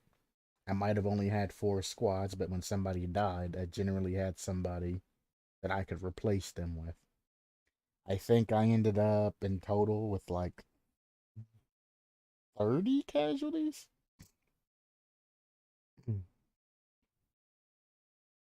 I think it's something like that. They have like a graveyard room that has a bunch of gravestones and shit like that. It was quite a few. That's all I'm gonna say is it was quite a few. Somewhere around 30 casualties towards the end of the campaign. Some were, when I first started out, towards the beginning, I lost a couple of people. Some were towards the end of the campaign where they just wouldn't fuck off and they just kept slamming. Not gonna lie though, I got to the final boss. Back then, there was a glitch that you could use, and I used the absolute fuck out of it, and I one shot the final boss the first time just to see what the end was. Then I went back through and played the boss again and beat him the correct way. Funny as hell. They've long since fixed the glitch, so there's no point talking about it, but let's just say there was a funny glitch that allowed you to one tap essentially anything. Ridiculous. But that is Phoenix Point. I would love to play that through on the channel, but I don't see it being very interactive for people. XCOM is popular when it first comes out, even though they're still doing uh, updates and shit for it. It's just not as popular as it used to be. Plus, I mean, when they first brought this game into concept, they weren't very open about it. I had to actively search to find this project to Kickstarter it and back it and all of that. But you had to actively look for this to find it. Once you found it, they didn't release the actual game till what, like last year? I think it was like last year or some shit. Maybe the end of the year before, or something like that. It ain't been out for long. Like super, super long. Only within the last couple of years. I want to say it was like last year. But I mean, my years are starting to blend together nowadays. It's already a quarter of the way through 2022. So I mean, last year for me is technically like 2020 or some shit like that. You know what I mean? Fuck it. And then when they unleashed everything, and first they started out, I think, Epic only, then they opened it up to Steam and all of that. They had a couple of commercials and shit they showed on like YouTube and all of that, but they didn't do like this huge campaign for their game. Yeah, they put out, I was gonna say paparazzi, propaganda, and things like that. I guess propaganda ain't a good word either, especially with things going on now. But they put out advertisements for their game and all of that. But I mean, if you ask somebody, "Hey, man, you know what Phoenix Point is?" A lot of people would be like, "What the fuck's Phoenix Point?" Even the ex-comers and things like that be like, "What the hell is that?" So it's a shame. I mean, they sold decent. Plus, they had a lot of backers and all of that. But still, it's a shame. This is one of those games or hidden gems that you will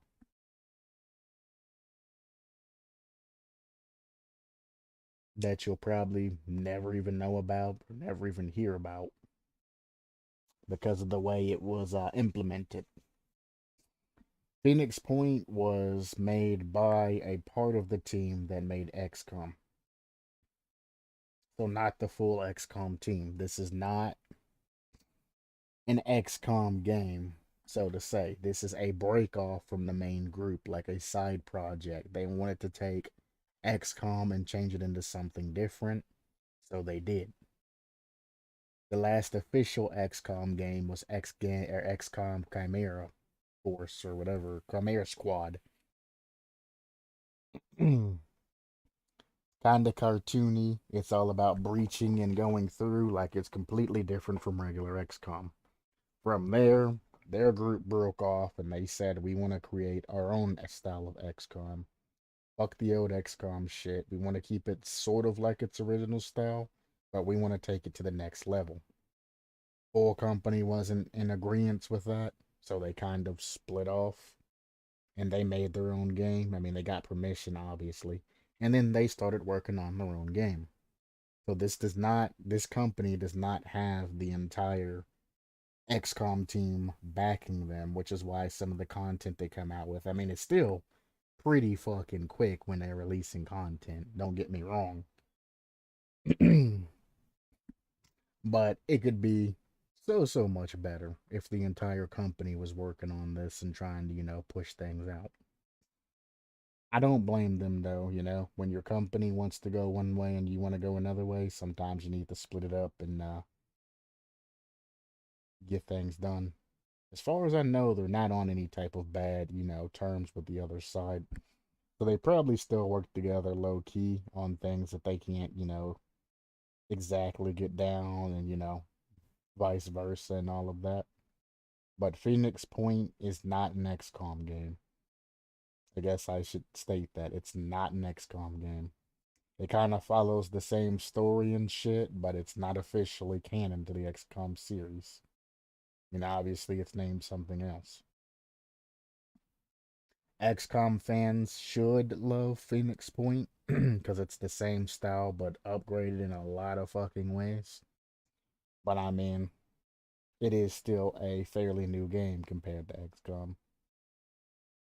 XCOM made me want to pull my fucking hair out. Phoenix Point just makes me say, this is some old bullshit. Fuck this unbalanced game. And then rage quit. Because there are some missions that are just stupidly fucking hard. And there are some times the where, you'll have your team or their particular soldier hidden perfectly behind some hard ass fucking wall and full cover. And the enemy will take this shot, it'll break the fucking cover, and then the rest of the fucking enemies in the area will just shoot the fuck out of him and kill him. Full cover does not mean that you're guaranteed, to take little to no damage.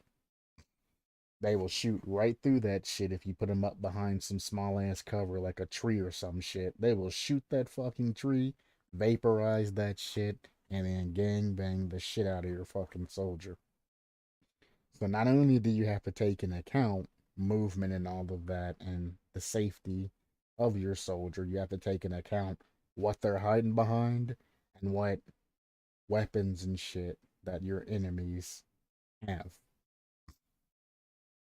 I can't tell you how many times I fucked up and left somebody behind what I thought was solid to have a sniper just shoot through that shit and take about a fourth of my soldier's health and just be like, well, shit. Now what do I do? But there's a lot of gimmicks, there's a lot of fun challenges, there's a lot of things to keep you off balanced, there's a lot of enemy types and things like that that'll keep you engaged in that game for a long time. If you're new to the series, definitely play it on its easiest. I mean, it tells you. If you have no experience with any type of strategy games, play easy. If you have a little bit of experience, you've played through a couple, play normal. If you have heavy experience with it and you've previously played an XCOM game, aka through to almost completion, halfway through completion, you know what the fuck you're doing. Play the fucking veteran mode. And then Iron Man's just for fucking masochists and shit like that. I think there might be like a nightmare mode. I'm not entirely sure. But I mean, look at what the difficulty says. This ain't no hit the fuck around with. You know what I'm saying? Don't be like, oh, well, I'm new to the game, but I'm gonna play this shit on normal because, well, I ain't no bitch. I ain't playing that shit on easy. You put that shit on normal and you start playing, you're gonna be restarting your campaign. You'll probably die in the fucking tutorial. And that shit basically tells you what to do. And I'm warning you now. Do not take any XCOM or Phoenix Point game. Or do take every XCOM and Phoenix Point game. Take that shit serious as fuck when it comes to choosing your difficulty. Your difficulty is the equivalent of learning the game while facing, challenge that's, up to your skill level versus getting swarmed and fucked and shit on and trying to recover. And every time you feel like you're recovering, you're getting pushed down and fucking destroyed again. And you build back up and you get destroyed again. Like you will ruin your experience and you will hate XCOM, Phoenix Point, or any of the games if you go above what you can do. Please, I beg of you, don't give this game a bad review because you bit off more than you can chew. Very fun game. If you're new to this series, play on easy. It might seem easy as fuck to you at first, but trust me, as the game gets on or goes on, it gets harder and harder and harder and harder and harder. There is no reprieve. There is no break. There is no time to party and have all of that. No. That fucking gauge goes from 0 all the way up to 100. And depending on your or your difficulty, tells you how fast that shit goes. If you just want essentially easy mode is your equivalence of normal mode. It's almost like the Japanese difficulty system. Those of you who don't know, Japanese games are one difficulty higher than what American games are. So American hard mode is normal when it comes to Japanese games. It's been like that for a while. It's no secret. So when you play a game on hard and you beat the game through and you're like, damn, that was a hell of a game. That's normal game. Overseas. Fucking normal mode. That's the shit they deal with, every day. Normal. Their hard would be our insane or whatever comes next after that shit. So you just got to keep in mind that, Phoenix Point scaling is more like an overseas scaling, where easy is basically your normal. Your normals, your hard, your veterans, your man. You might want to think twice about playing that shit.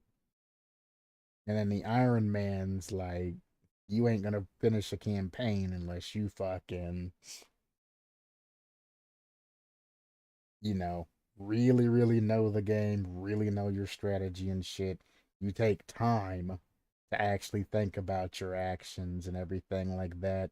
You pre plan missions and shit like that, and you use the knowledge that you know to actually go through. Hell, you might even want to look up a spreadsheet just so you know the enemies and map tiles and all of that shit if you're not familiar with that. I would never play Phoenix Point on Iron Man. I wouldn't get that far. I'd lose my fucking mind.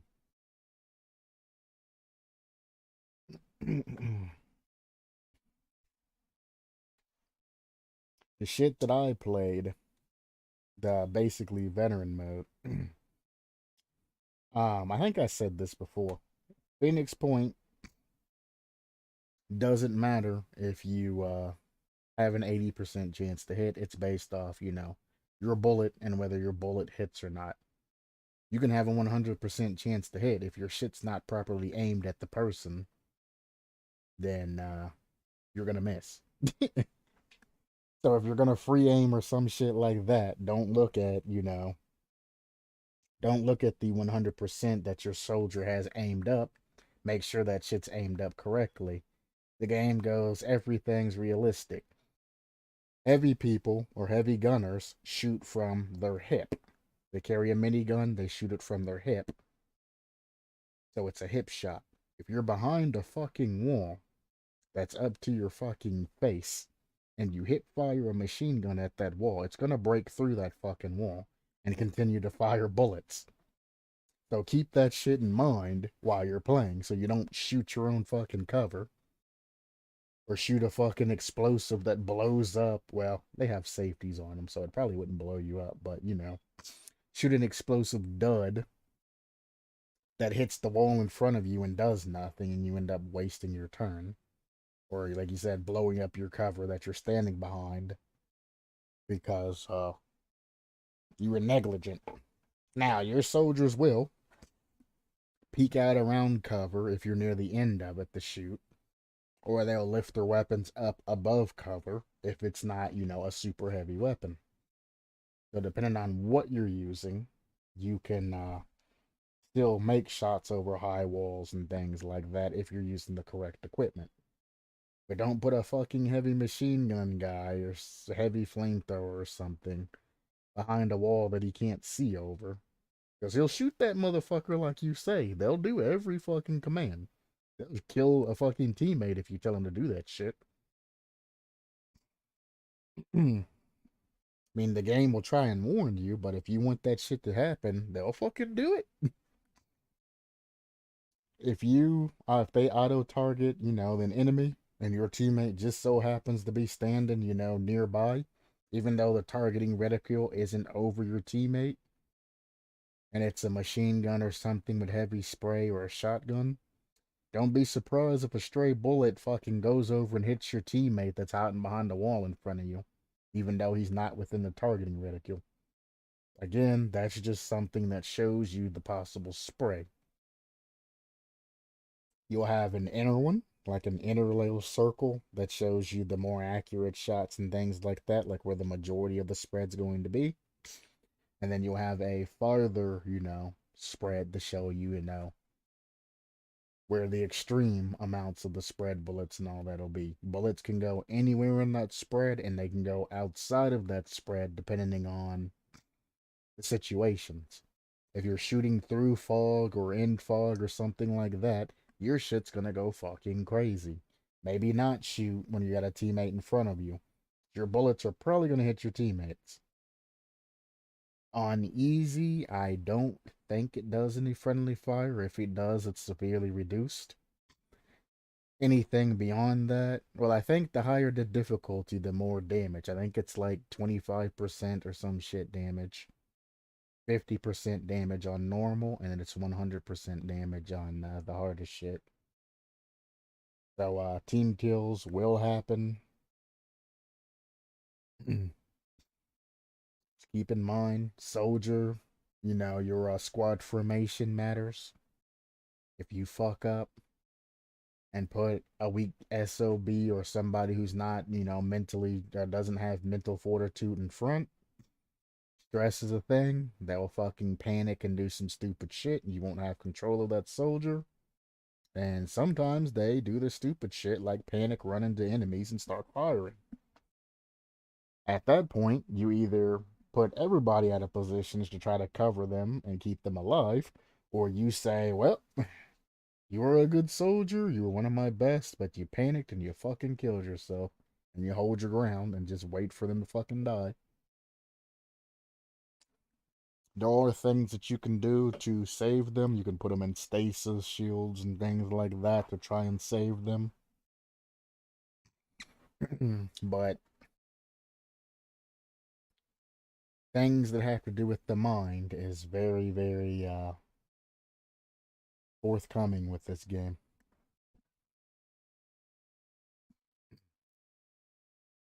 But I mean, I don't know, there's just a lot of uniqueness to this game.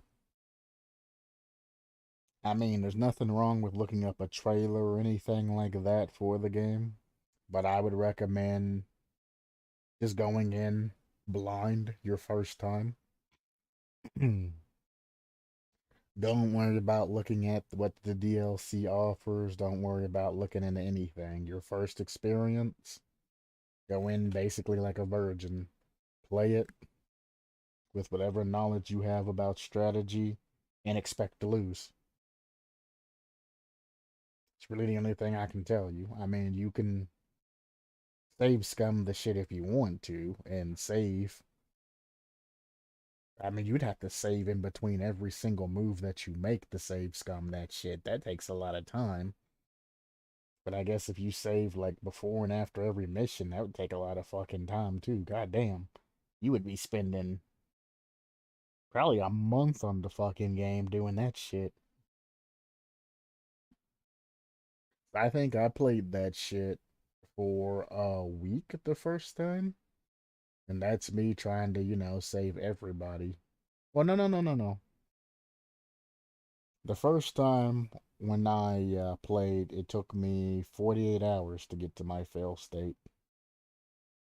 And I think I played those 48 hours over the course of like 3, maybe 4 days. 'Cause I played that shit non-stop. So this game has at least 48 hours worth of content. And that's, beta. Now that they have all the expansions and shit, they probably added in quite a lot more. But just beta, before the game even released, it had about 50 hours of content in it.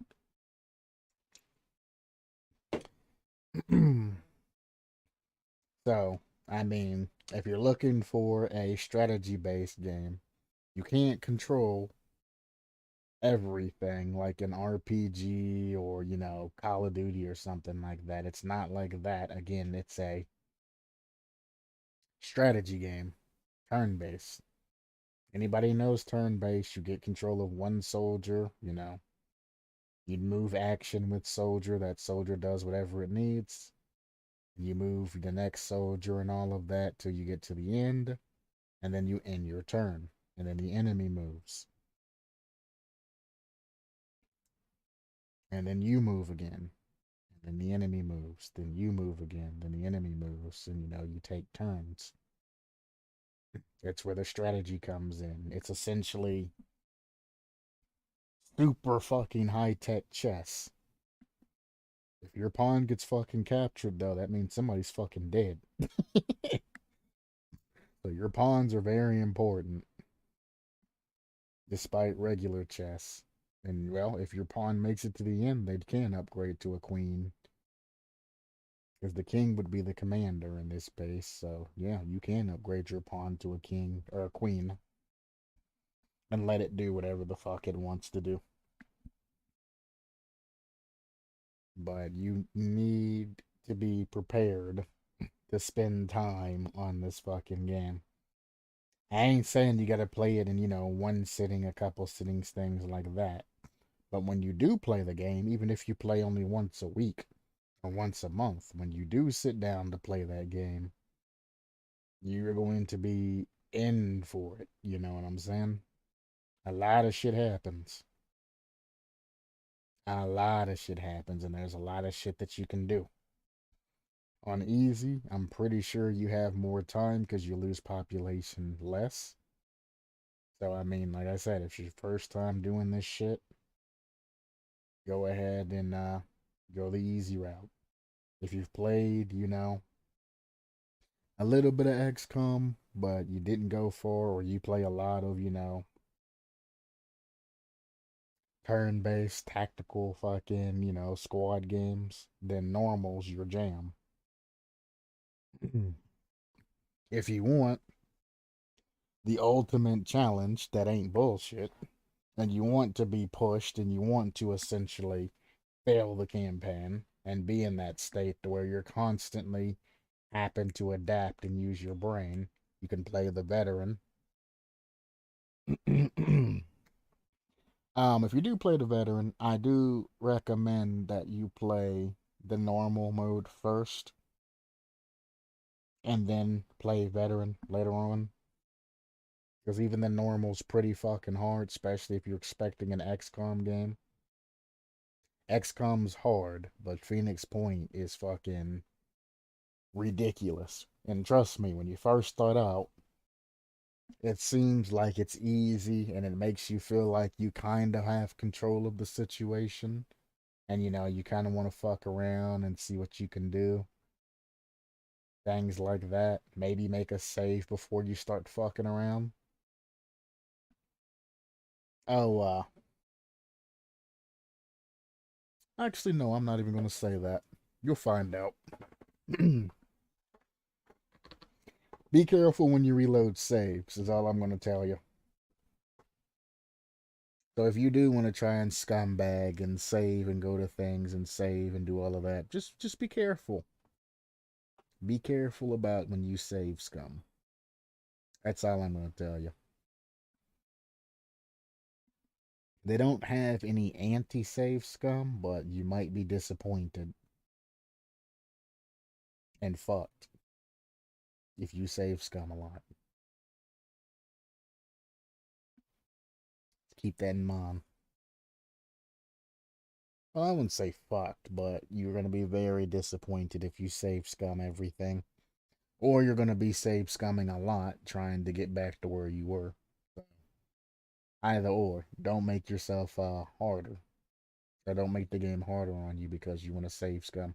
Oh, my soldier missed a shot. I'm reloading. Like, don't be that guy.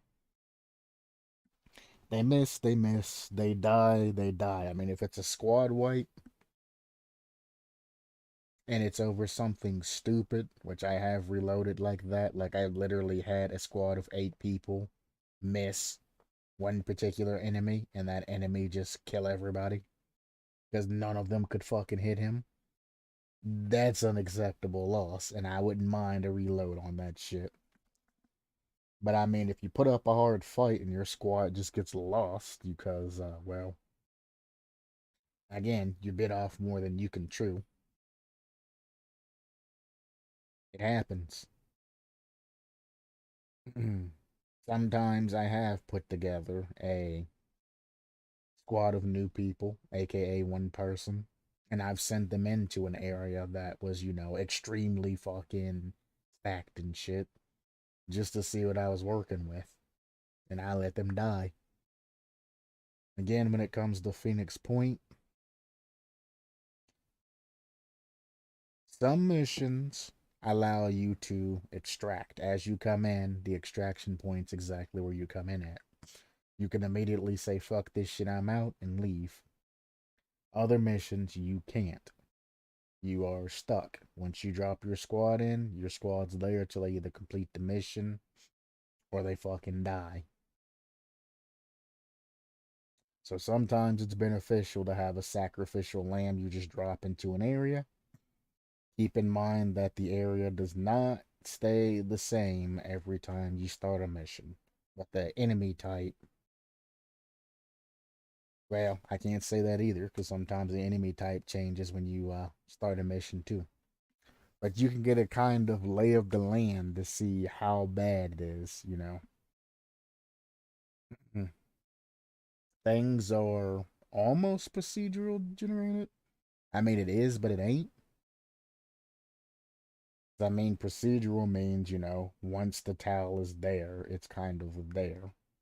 But it's kind of like that, but it's there every time you go into that particular towel. Back when it was beta, there was only 3 of every towel.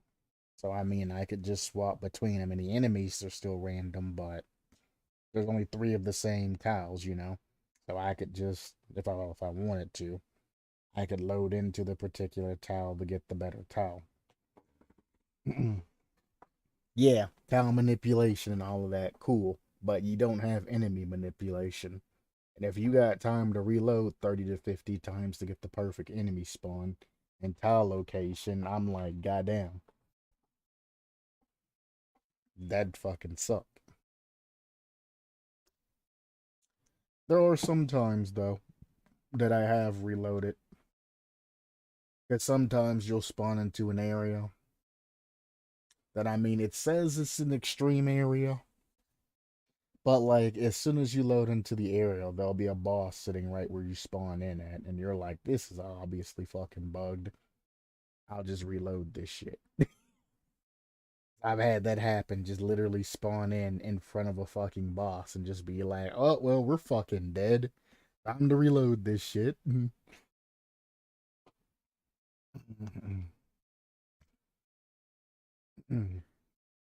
Hell, I've had other times where I reloaded because the boss didn't spawn properly.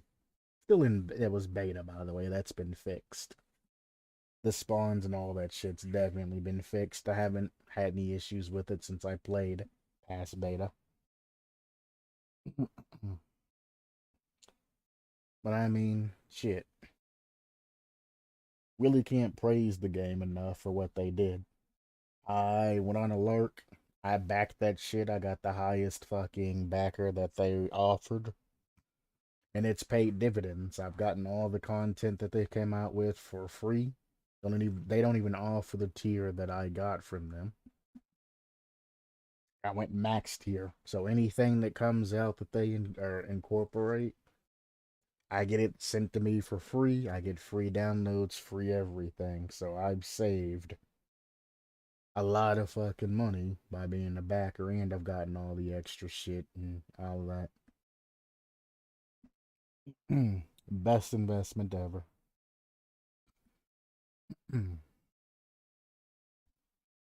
They just released a DLC. Well, I can't say just. It was like right at the beginning of March that they expanded the amount of vehicles and shit that you can craft and use and all of that. So there are a huge amount of vehicles now that you can craft, use, etc., now. So it makes it more worthwhile to use the better vehicles in the game.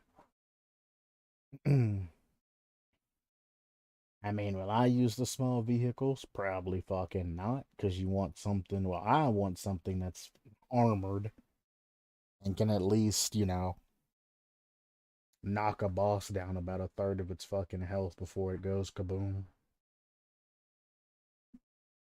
Or I want a big vehicle that I can ram through buildings if shit gets too fucking, serious. Or I can throw my troops into and move quickly, down the map to wherever I need to go if it's a time limit.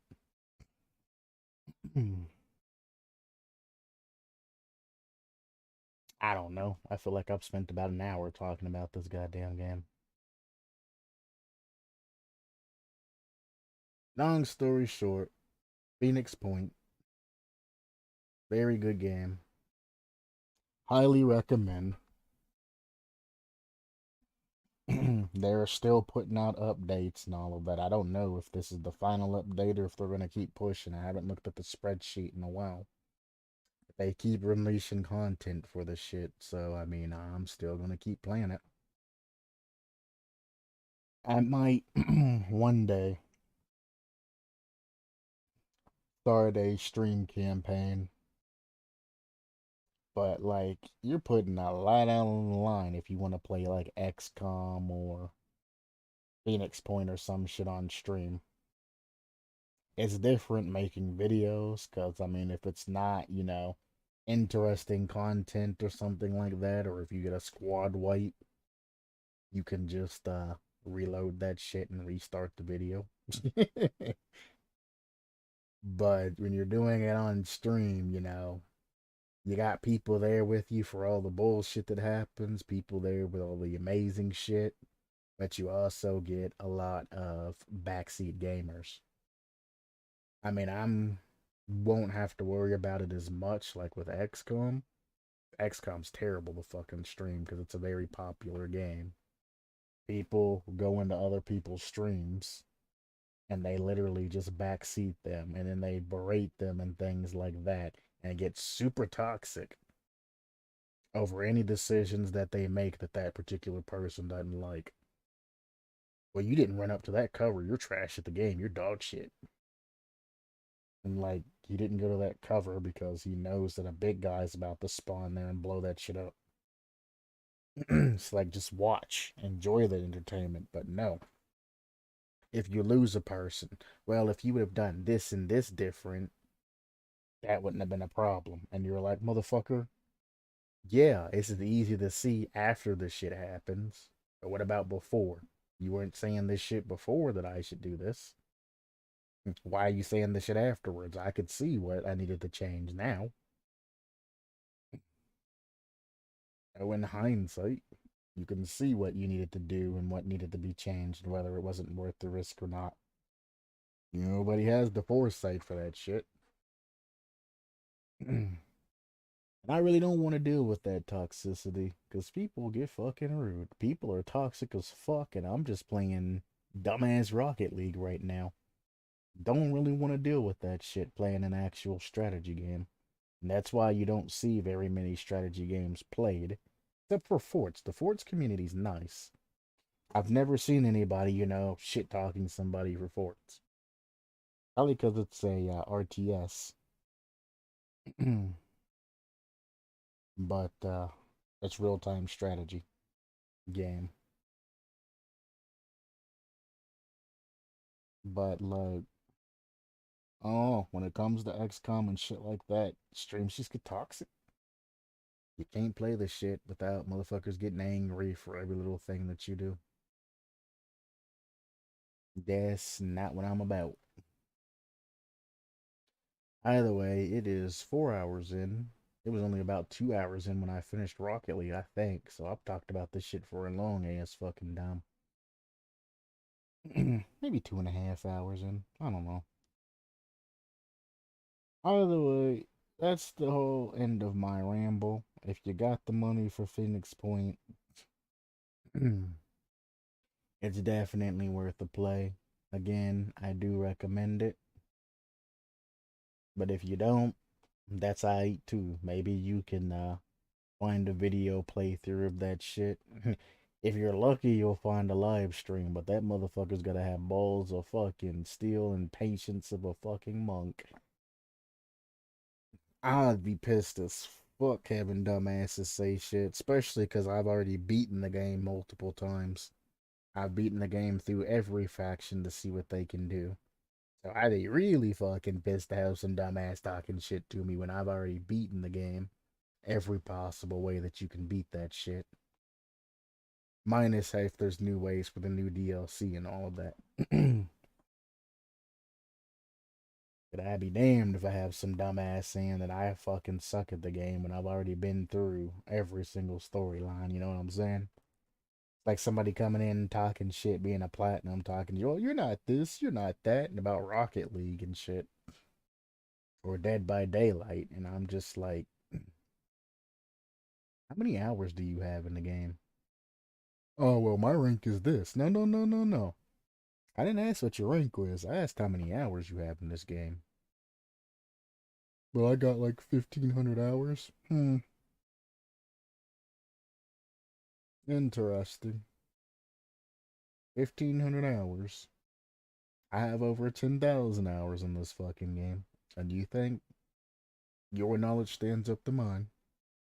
You think your little bitty, peasantry talk and all of that, your peon sentences, your plebeian sentences, can stack up to somebody who has 10,000 hours, who build his foundation of play and everything from scratch. I didn't get in a tutorial. I didn't go online and look at tutorials and all of this other shit to learn the things that I've learned. I learned that shit from scratch and developed my own individual technique. But then you got this dumbass platinum that has 1,500 hours of looking at videos and shit like that and just copying what the people do in the video, not even understanding why they're doing those particular actions. Watching his favorite pro play, looking at all the tutorials and shit, trying to stack up and be like, yeah, I know exactly what I'm talking about. Well, when this happened, you should have done that. Like, no, I shouldn't have done that because of this. Well, I looked at so and so's video and they said you should always do that. I'm like, yeah, in that particular situation in that video, they might be particularly true or correct, but this is a completely different situation. And I've looked at some of the videos that people want to reference me and shit. Oh, well, you want to play better? Look at this video. And I look at the video and I'm like, what am I supposed to learn from this? This is a basic video on fucking rotation by somebody who's not even named in the community. It's a just regular ass diamond rotation video. It says nothing about positioning, nothing about anything important or imperative to the actual gameplay, what was happening in front of us. And I'm supposed to learn from what? Diamond rotation's good if you are a platinum or a diamond. You get out of diamond rotation once you get to the end of diamond and get any higher than that. Diamond rotation is ass. It is a beginning for rotation to keep dumbass low levels from running into each other. And guess what? They don't follow that shit very well, but they harp about it if you're ball chasing. And then they immediately break that rotation. And then harp about that you're not rotating right when you do the same shit that they're doing. It's a very hypocritical thing. Diamond rotation is ass. Diamond rotation should not be followed unless you have no idea what the fuck you're doing at a particular moment. Something that's sort of scripted is better than not doing anything, you know what I'm saying? It's kind of a guide. What you should do if you don't know what the fuck you're doing.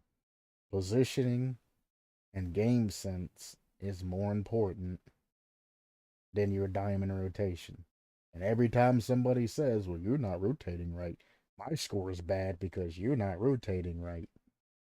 It's like, yeah, because you're a shitty ass diamond and don't know how to go for the fucking ball. You don't know where the position at. When I pass the ball to you, you're on your way headed back instead of turning on that shit and taking my fucking pass.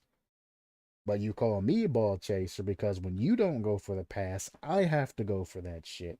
So I have to pass the ball, get across the fucking field, and then try to fix your fuck up because you're not smart enough or have the game sense. You're too ignorant and worried about your diamond rotation to actually position properly. Now I have to hit the ball across, go across field, and then try to fix the fuck up that you're creating by not going for that. But then I'm a ball chaser because I tried to not give them a full field of fucking control. Because if I don't go for that again and I rotate back like a fucking dipshit diamond, the other team's gonna have their entire side and most of our side filled to make a play. The play gets made, we get scored on, and what do I get from that? Great pass, great pass, great pass. Well, man, if you weren't passing to them, you wouldn't be, they wouldn't have scored. Like, yeah, and if you went for the pass that was directed towards you, you wouldn't be talking shit. We would have a goal right now.